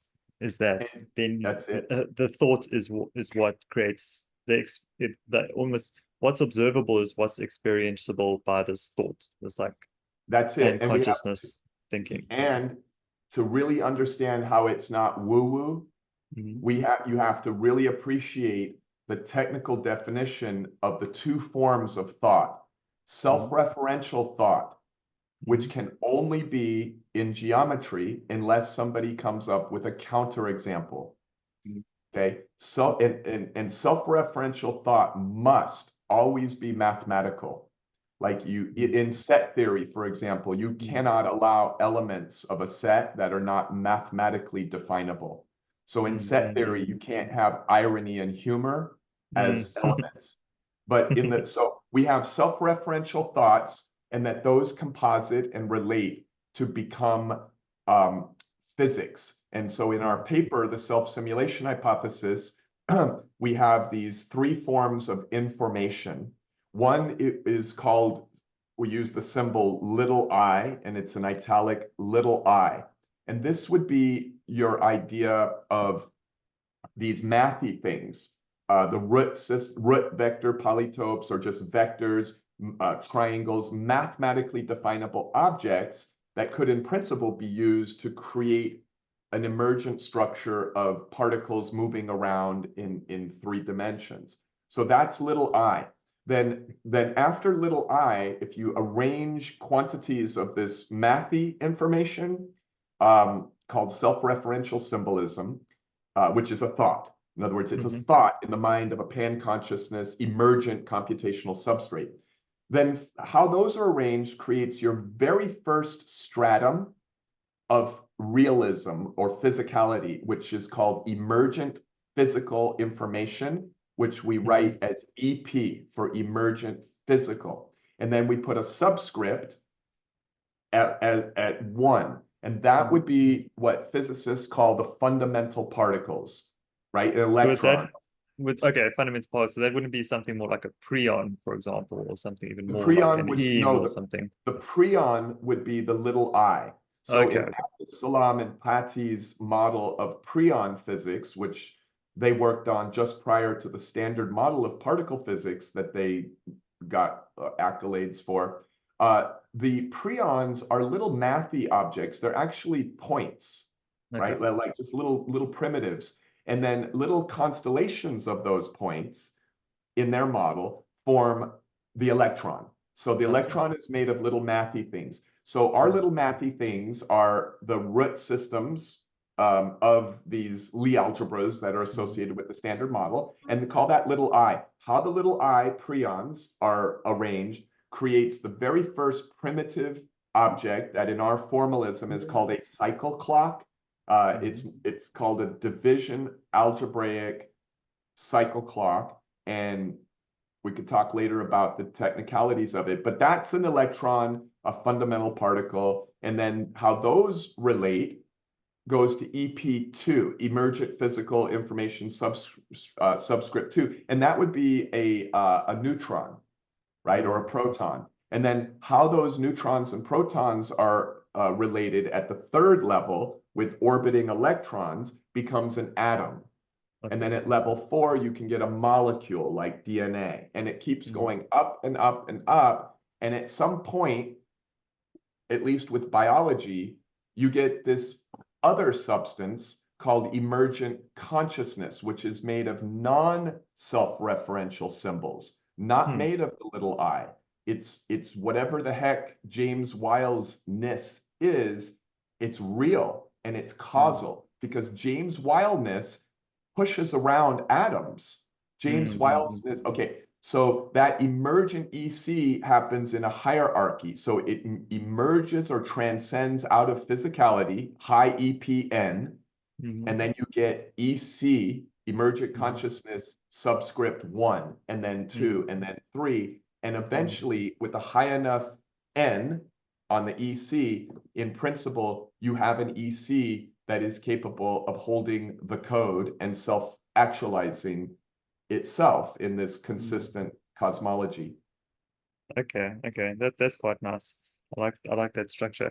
So can we talk about the rest of the axioms? Is this still the first axiom, or is this now That's the first axiom. So take the first axiom, chop it into 2 parts, self-referential symbolism, which becomes physicality, like physics, the world around us. It's made of literal mathy objects that have self-referential structure because they're geometric, like the root polytopes of higher dimensional Lie algebras and so on.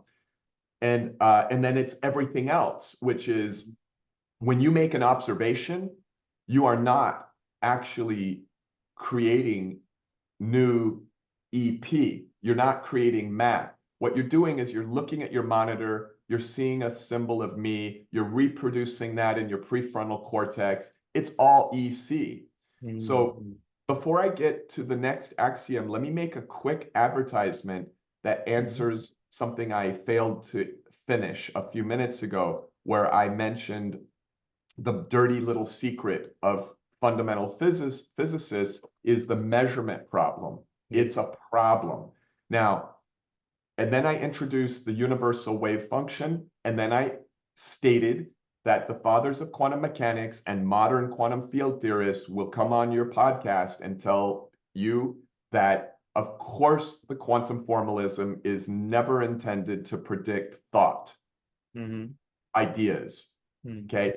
Now, here's the problem, and this is super deductively logical. If you have the universal wave function, and you started off at the Big Bang, and you let the particles evolve in their probability distribution for 1 billion years, that universal wave function remains accurate because the universe was too hot in the first billion years for any solar systems to exist and liquid water or life. The complexity was just not possible at that time. At some point, some few billion years in, you can have a temperature and a complexity evolution of the universe to where we could say, well, life emerged, and from life we have evidence that consciousness emerges. But consciousness and its free will actions and abstractions are not predicted in the first place by the quantum formalism. And the problem, if you're an animal, is this.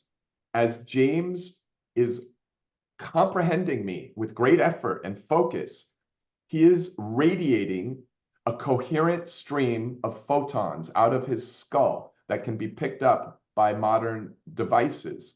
And nowadays, these modern devices are revealing thoughts because of large language model and neural net coupling with the high fidelity EEG signaling. We can see that when James, now this is just recent as of this year, when James thinks of an indoor aquarium with a tigerfish, it can render. And when he shifts his thought to a goldfish, it renders. It's getting that high fidelity. The point is that this radiation of photons or light coming out of James's head with his thought of French noir film versus irony versus chocolate ice cream, they're all different signatures, and they are accelerating fermions like electrons everywhere in the universe in a manner not predicted by the universal wave function. And there's one thing about physics is it seems to want to remain consistent.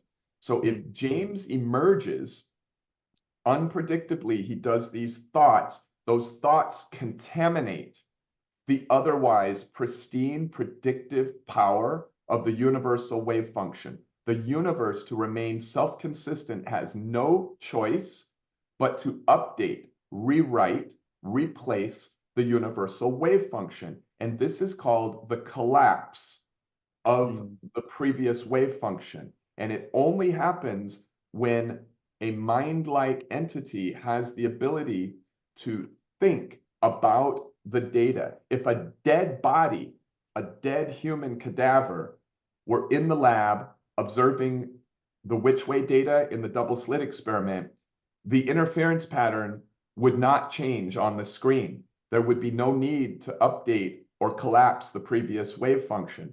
As soon as that body has this mysterious ghost of this emergent substance of consciousness, it then radiates light and photons, and it changes the whole, it contaminates the whole system. Even you scratching your chin there, you probably had an abstract thought about how you had to do that, but to do it in a way where you look kind of cool because you got a lot of people watching you. You know, that whole abstraction moved, it accelerated particles, it did things that was not predicted. You've got to rewrite the function every time a thought occurs, and a measurement is always associated with a thought. There's never been a measurement by an experimentalist in any lab that was not associated with a thought, trivially, of the measuring scientist. So it's an interesting solution to the measurement problem. In other words, it's no problem to me. You logically have to collapse and rewrite the previous function if you contaminate it with thought. So that makes a lot of sense. Yeah, thank you. So the second axiom, these axioms are kind of by my memory, not in the order that they should be in, although I do put the axiom all is thought, right, as the first. Now, another axiom is the axiom of finiteness. And so the axiom of finiteness says two things. The universe is finite in extent. So in other words, it's not infinitely old and it's not infinitely large. It's, you could say it's eternally reaching toward the infinite, always approaching.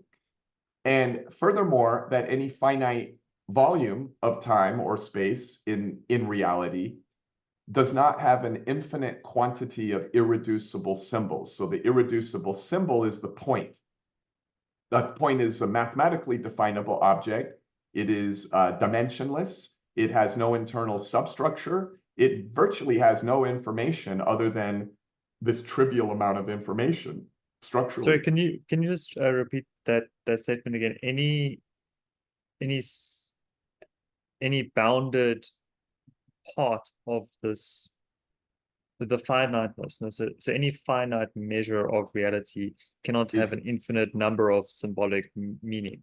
Let's just go with points to not overcomplicate it. In other words, from the Prion model that you brought up to what we do, even what Stephen Wolfram is doing in graph theory, he's working with points. He's not connecting elephants or memes like love. He's connecting nodes points. And edges. And we connect point. We do graph theory. He does graph theory, right? We do simple programs. He does simple programs. Points. Any compact statement. The universe is finite in age, finite in volume, and any local region is finite in terms of the quantity of points. It's discrete. It's a discrete picture. Anybody who's into digital physics is by definition going to be using discrete mathematics. So it's not a big deal. It's not an unpopular view. It's just one axiom to state that it's this axiom of finiteness locally and in extent. That then leads you to a third axiom called the axiom of, or what we call the principle of efficient language. So before that, we have the code theoretic axiom, which I think Stephen subscribes to. And it's just basically saying at an ontological level, reality is language or code. We use those phrases interchangeably. And we define languages and codes, again, as a finite set of symbolic objects with relational rules that include syntactical degrees of freedom, such that like semantics and syntax. Exactly. The semantics you don't necessarily need for the definition. You just need a finite set of symbol types, relational rules, and syntactical degrees of freedom within those rules, and you got yourself a code. then you can use it to express arbitrary meaning, and you can get into semantics and all that stuff. I see. So now, Okay. if reality, by that axiom, so that's called the code theoretic axiom, and it's in a paper called, a peer review paper called the code theoretic axiom. So it's simple. It just says reality is made of language or code at a very ontological foundational level. And I think Max Tegmark would agree to this, because Max Tegmark likes to say reality is made of math. He's talking about algebras. Algebras are always languages, codes. All right, so if reality was finite, and if reality is made of code, is code, then one asks a yes or no question. Would the universe maybe be interested in efficiency to make more of itself with less of itself? Or would it just not care? Because if it was infinite, it wouldn't care. It could use codes from the Roolead that are less than optimally efficient. So we go with the more conservative answer, which is, yeah, probably the universe cares, because it could make more of itself with less of itself. And you also get away from some of the problems like the great, computer theorist and thought leader that you just mentioned, talked about with these hyperbolic computational problems. And you kind of get away with that, because then at least you can say, well, maybe there can be codes or formalisms that are so economical that it's mind-blowing, right? So that's called the principle of efficient language. And I think that covers maybe 3 or 4 of the axioms. So that's the pre-requirement for the code theoretic axiom. So, or is that, maybe the post, James. Okay. Right, because but the point is the efficiency is an important criteria for it that needs to be plugged into what these axioms will be able to give you. You see how they lead to one another, where we say okay, one axiom, reality is made of code. The second axiom, reality is finite. It doesn't have all the resources infinitely. And then that leads to third axiom, the third deduction, which is, well, if it's got finite resources and it's running on code, then it might want to find codes that are more efficient. Efficiency will become an important aspect of what's possible there. Yeah, definitely. Exactly, which is a very computer theoretic inspired idea. And it's a capitalist inspired idea, because if you work at Google and you could write a compression algorithm that saves 10% electricity, they're going to pay you $1 million a year just because you're a rock star who can figure out a slightly better compression algorithm. So then another axiom, getting to the bottom of the barrel of these axioms, can be this perhaps most controversial and mystical of all of the axioms, which is called the axiom of unknowability. And it comes from a computer theory idea, which is these hyperbolic problems. These are the class of problems or computations that cannot be solved in a finite universe in finite time. So they're kind of like the Halting problem, or more like Gödel's incompleteness theorem.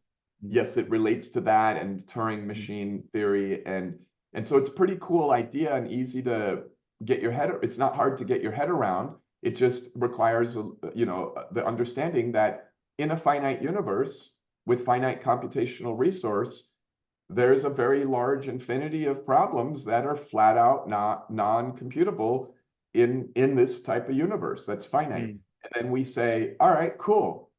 So let's explore whether consciousness would be a member of that infinite set. And to drive it home for you and your listeners, your viewers, let me point out that quantum mechanics can be used to predict the probabilistic evolution of a 2-electron system or a hydrogen atom, but it cannot be used to predict the evolution of a calcium atom. Why? Because the combinatorics computationally explode exponentially, such that even a calcium atom, now maybe with a universal Turing machine or some gigantic quantum computer, you could calculate using quantum mechanics the probabilities of all the possible ways, the many worlds, let's call it, of a calcium atom. But as soon as you get to James Wiles, his body, his hormones, his mind, the electricity moving through his biological neural network, bottom line is it has gone so fantastically deep into the infinity of non-computable problems that only a naive person would argue, right? They'd have to understand enough math and physics to understand there's no question that the quantum wave function, right, of a full computation of James Wiles and all the probabilities, it is not possible with a universal quantum Turing machine, which is more powerful than a universal classic Turing machine. Okay, so that leads us, James, to this concept that kind of relates to Gödel's incompleteness theorems, okay, which, dumbing that down, Gödel's idea says, suppose there's a truth. Doesn't matter what it is. We're just saying it's true, like almost by axiom.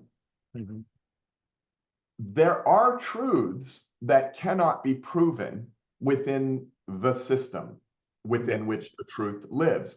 Now, if we believe that there's a system called the universe, which refers to everything, that is, if you believe in the many worlds, universe means all the worlds, the everythingness.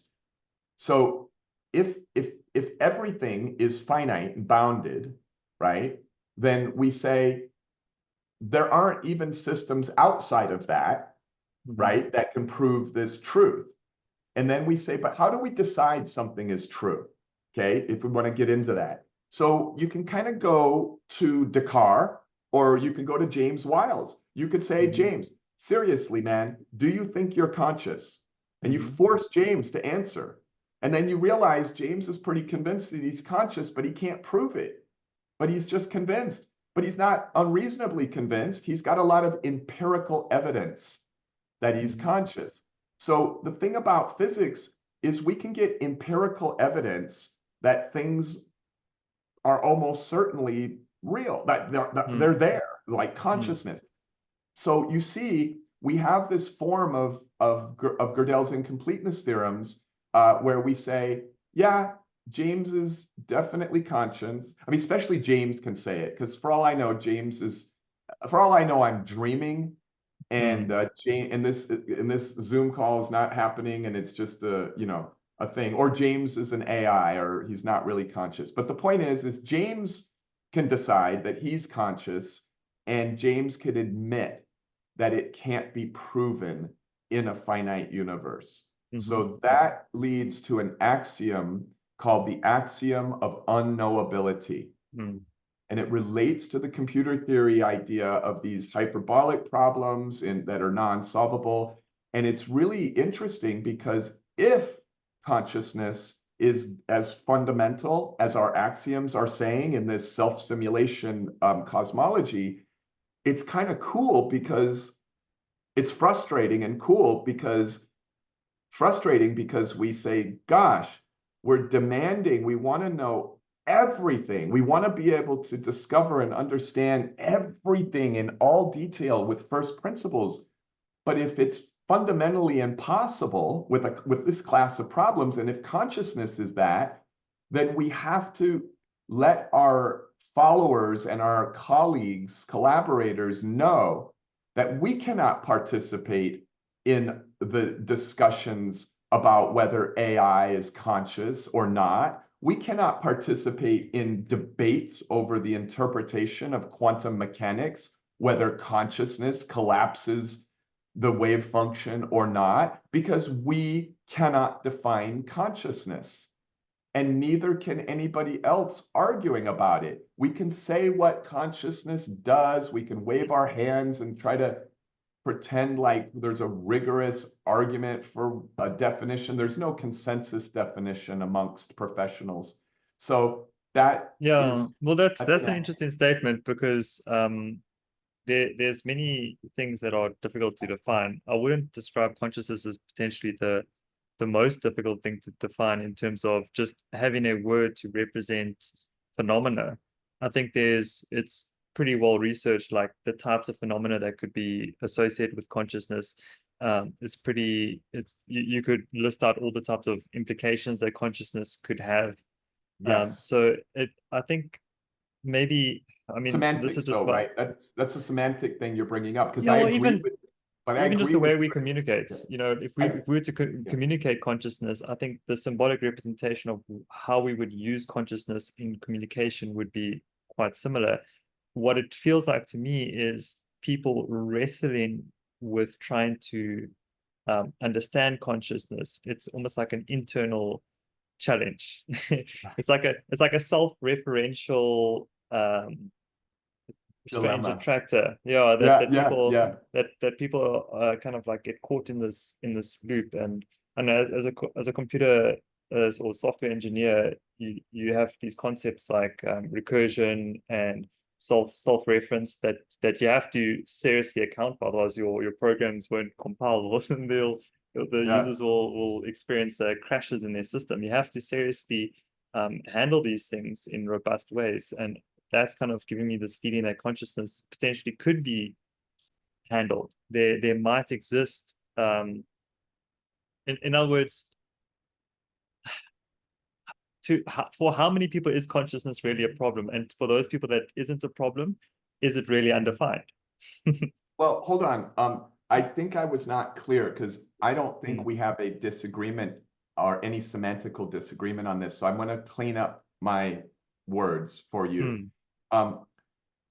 One, we can and will know enormously large amounts of future knowledge of how consciousness is, and what it does and how it behaves. We've probably barely scratched the surface. So I acknowledge that, and I acknowledge that all that I'm saying is that with complex systems, okay, and this does have a relationship. I know we bring up Stephen a lot just because there's a nice bridge in comparison. And I imagine that some of your followers also follow Stephen Wolfram. So and he's a friend.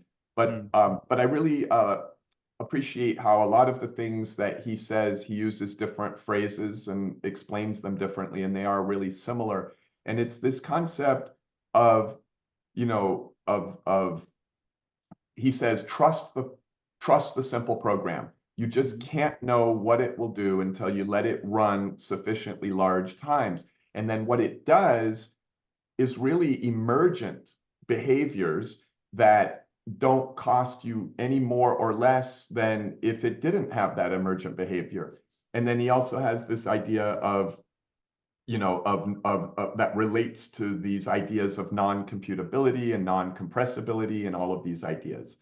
So all that I am saying, James, is that yes, we'll know a lot more about it. Yes, me and you could probably work for an hour and craft a rough consensus definition of what consciousness is.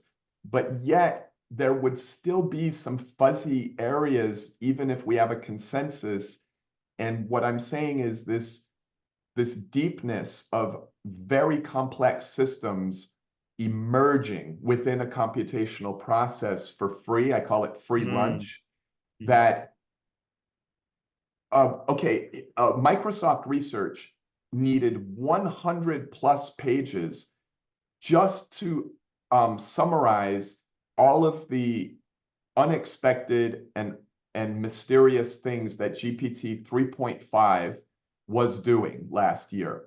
And then a few months later, when GPT-4 came out, they published a follow-on paper that was also over 100 pages. And the quantity and the importance or surprisingness of the unexpected, mysterious behaviors, which they call the black box, right? All the black box behaviors.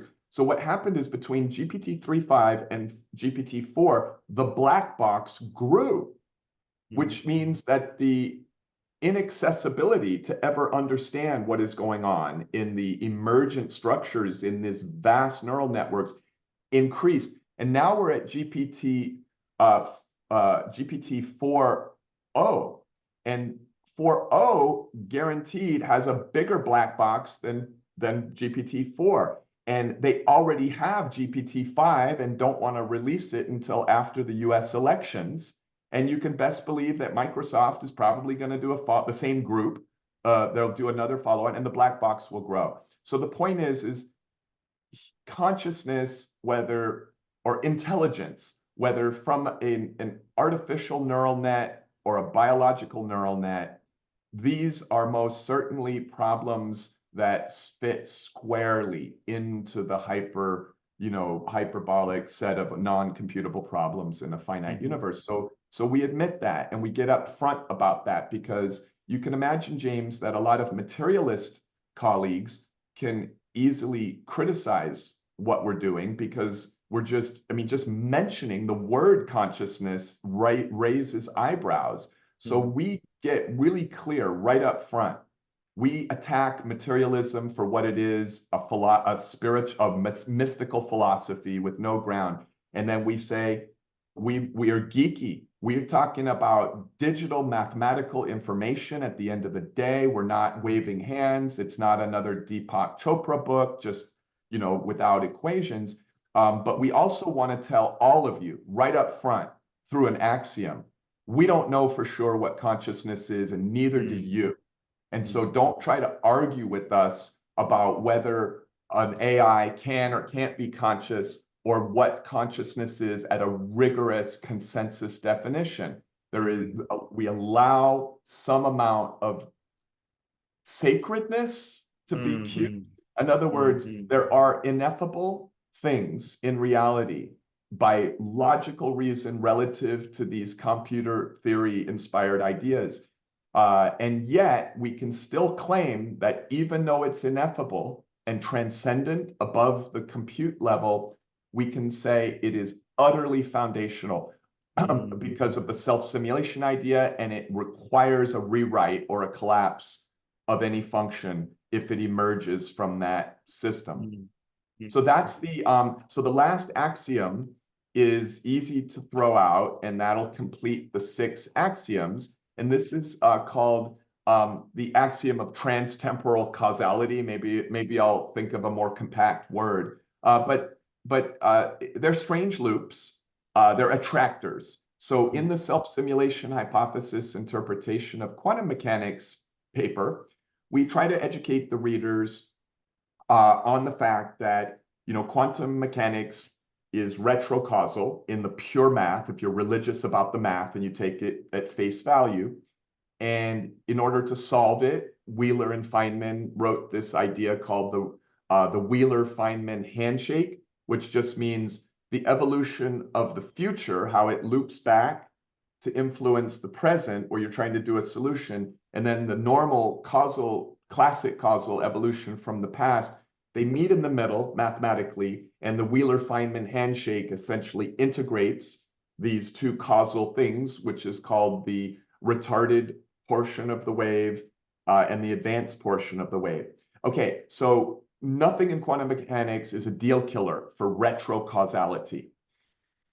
Once you go down the rabbit hole with the red pill of retrocausality, you're now open to logical permission to talk about the self-simulation loop. And what we have is these objects called strange attractors. And so you can think of it like this. Imagine that after we end this call, there's 2 or 3 plausible scenarios of how you're going to move your body and accelerate, masses and stuff. And you pretend that you believe in special relativity, which says that because there's an infinitesimally small chance that you're going to die immediately after the Zoom call, that it means that there's an overwhelming probability that you exist in an hour or 2 hours, okay? And that exists in these different probabilities of what you can do and think.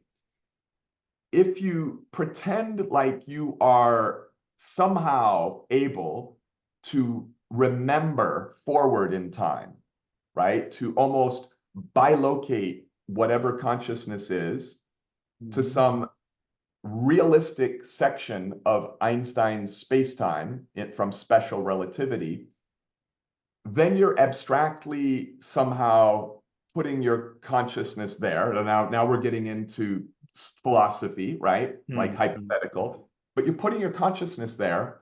And what you can do is you can romance or instigate or catalyze a higher amplitude and higher frequency strange loop. They act as attractors, pulling you toward that vector, like a North Star, versus where you put your remembering forward in time, if you will, on another vector in the many worlds.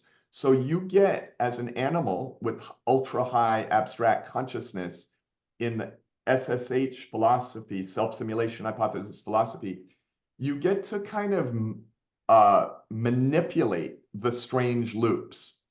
But any event that in this cosmology, any event like Hitler's World War II, okay, it's not about whether the event is nice and loving and positive or not. It's about whether or not an event triggers an explosion of thought, EC. So World War II triggered a lot of thought. We're still talking about it right now, right?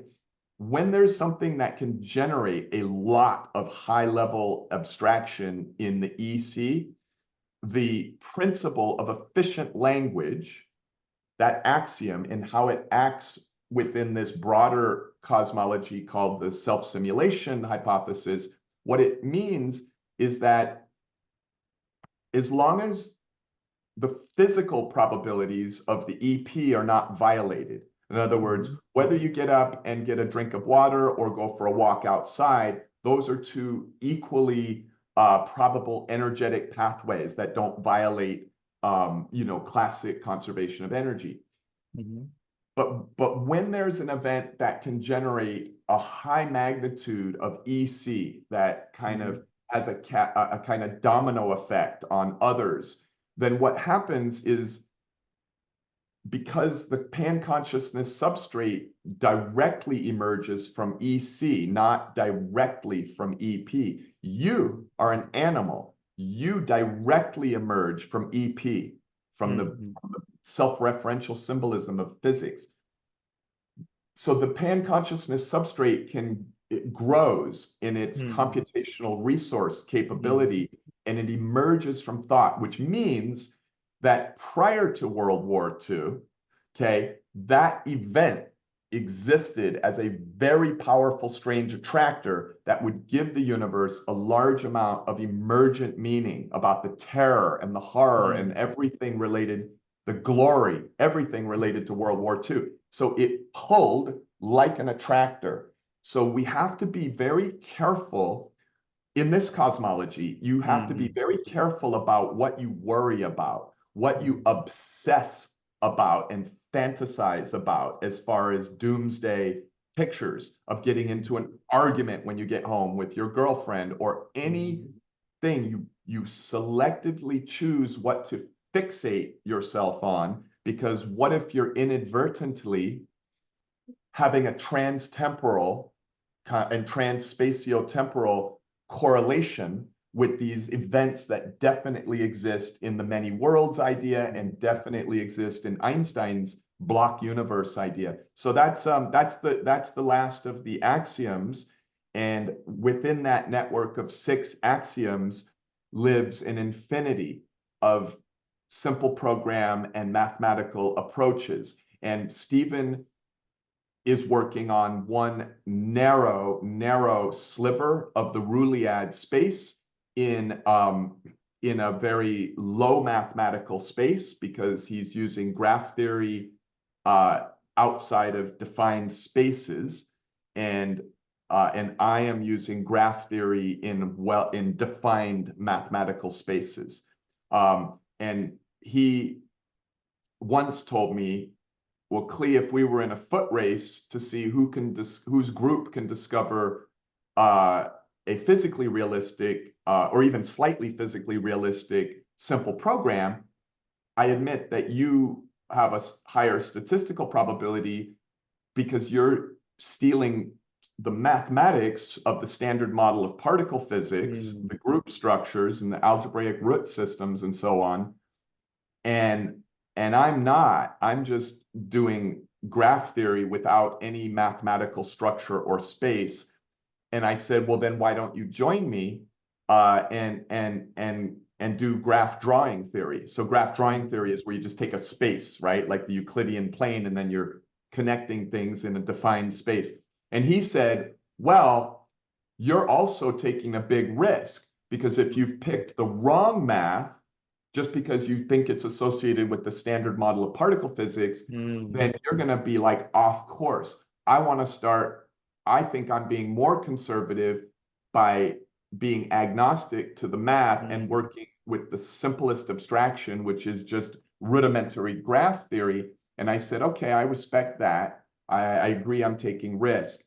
And then what happened is I think I got distracted with some money matters and business for the last couple years since he and I talked at that time. I mean, I talked to him currently, but then what happened is he started discovering patterns with sufficiently large graph updates that were reminiscent of physical type of ideas from general relativity and quantum mechanics. So now he will not say that. He will now say he is more likely in the foot race. I look at Stephen and you and Xerxes and Jonathan and all those guys as absolute colleagues in a tiny, unpopular group. We are not popular with physicists, especially fundamental physicists.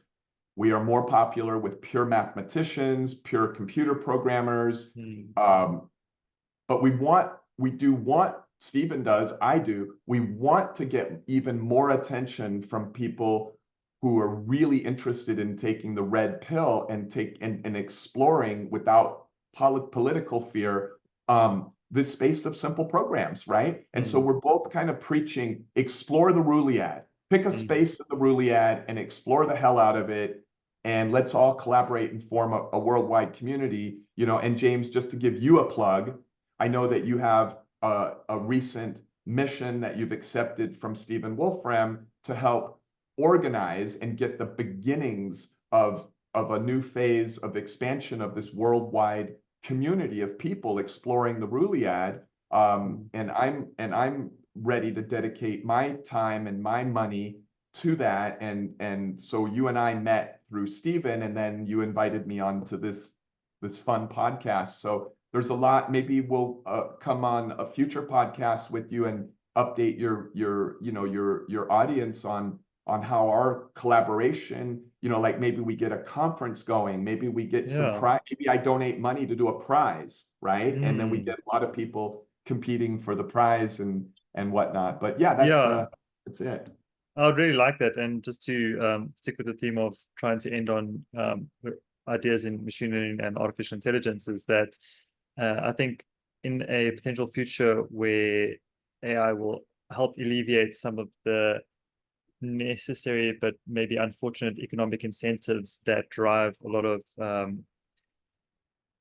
the opinion that the ideas that we discuss and work on should be unpopular. So let's call it the legacy methodologies that have caused a lot of religious dogmatism in what is supposed to be science. That an optimistic view of using machine learning to improve our lives is that we'll have more people that can create rigorous scientific advances in free thinking ideas that have a real chance of getting to fundamental theories that could help humanity. Can I bolt on? Can Yes. I riff up? Can I bolt on to that? This is a great concept to close with. I'm so resonant with what you just said.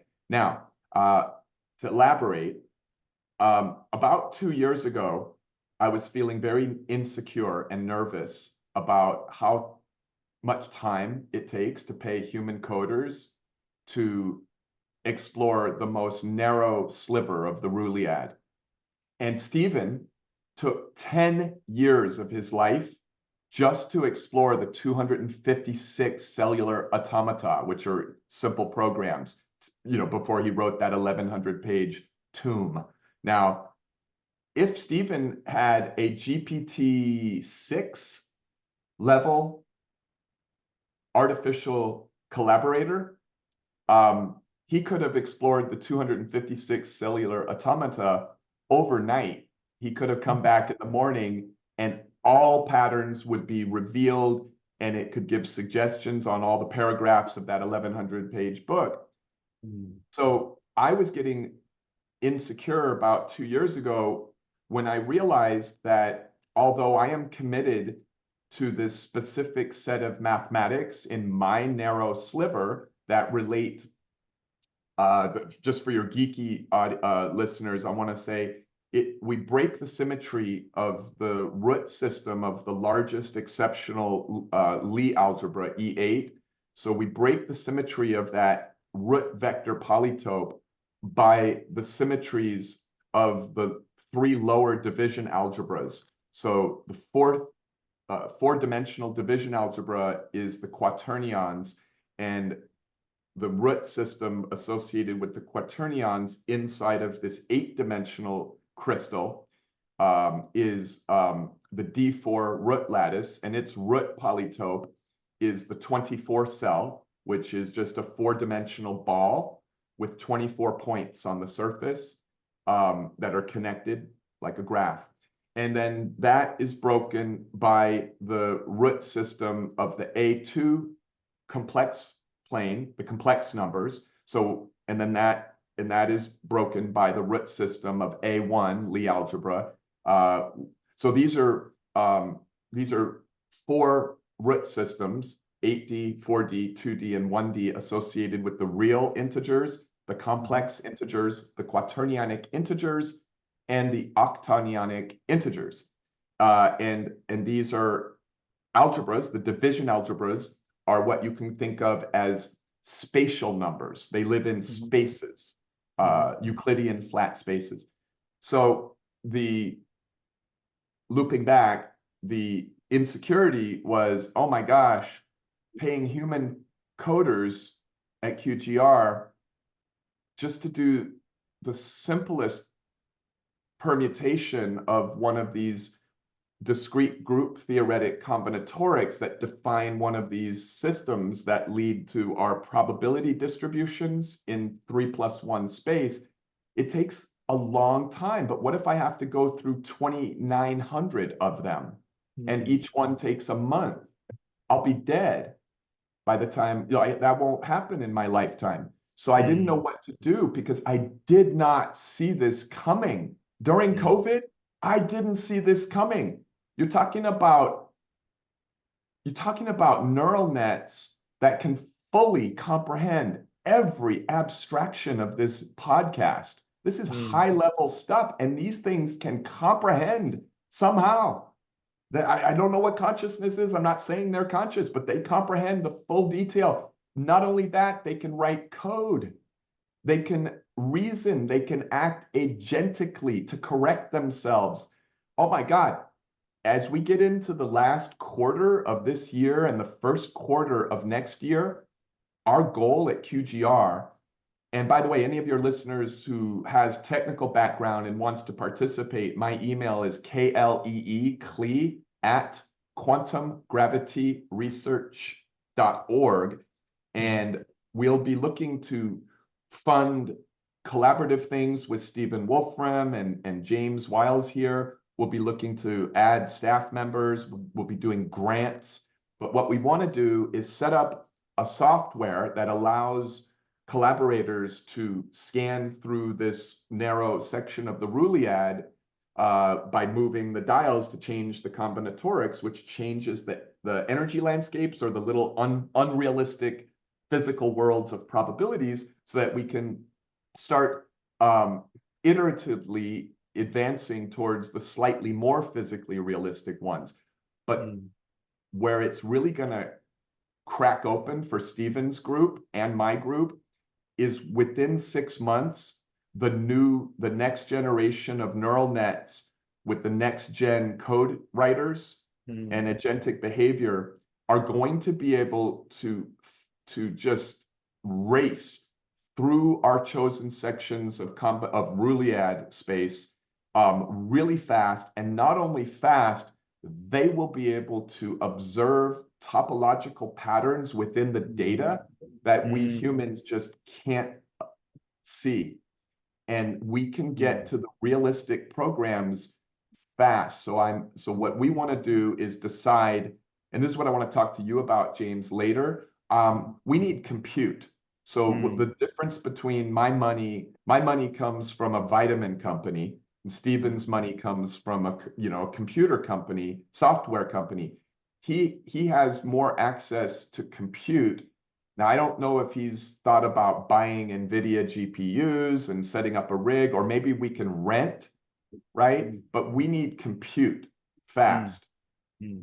Yeah, no, that definitely seems like the direction that everyone's going. And maybe at the end of the day, it will end up being about solar panels anyway, because the amount of energy we're going to need to crunch all the numbers with the amount of machine learning that's coming online now is going to need a lot of energy. So that's kind of like that's kind of like a referential thing. We need the energy to do the compute, and compute will help us figure out how to save energy. So yeah, well, what I'm pretty impressed. Are you not impressed with how clever the open source community is? So they don't have the $100 billion to buy a massive, bank of compute. But what they're doing, because they don't have the money, is they're finding MacGyver style ways to compete with the big closed source for profit companies. And I'm super impressed with what Zuckerberg is willing to do, because he's spending money and giving it away as a gift. This fact that the new Llama model is, as of 2 weeks ago, surpassing GPT-4o, right? And then GPT-5 will come out in November, and it'll surpass it once again. But these models are using less electricity, and that's a hopeful thing that won't require tons and tons. And that ties in nicely to this concept of ethics and capitalism, because he's one of the few founders stood at the helm of a large tech company, which seems to be having some very based results. So yeah, I'm kind of appreciative. Cool. By the way, I'm not going to give him 100% credit. He's smart. If he can lose some billions of dollars by taking the moral high ground and getting the love and support of people like you and me, who might be more open source philosophers, I think that's a damn good move for Meta, because why not? Microsoft, everybody else, Google is taking the other route. And so he's like, nobody else is doing it of the big five, so I'll just do it. And now he's got his. So, but we want to get that, James, and we want to customize it, because the fact that you can train it because they just give you all the tools, that's probably what we're going to do. And whether we have to buy GPU rigs or spend a few $1 million or rent it, stuff I want to talk to you about, because you're a computer theorist and I'm more like a cosmologist. But yeah. So that's it. I hope Stephen watches this podcast, because we talked about him a dozen times. But yeah, this was really fun, James. Yeah, appreciate you coming on, Klee. This is a great chat. So to everyone listening, if you want to engage, there are ways that you can get involved, so you can appreciate the science and also contribute in the near future using the power of machine learning, probably. Great. Thanks so much, Klee. We'll chat again soon. You bet.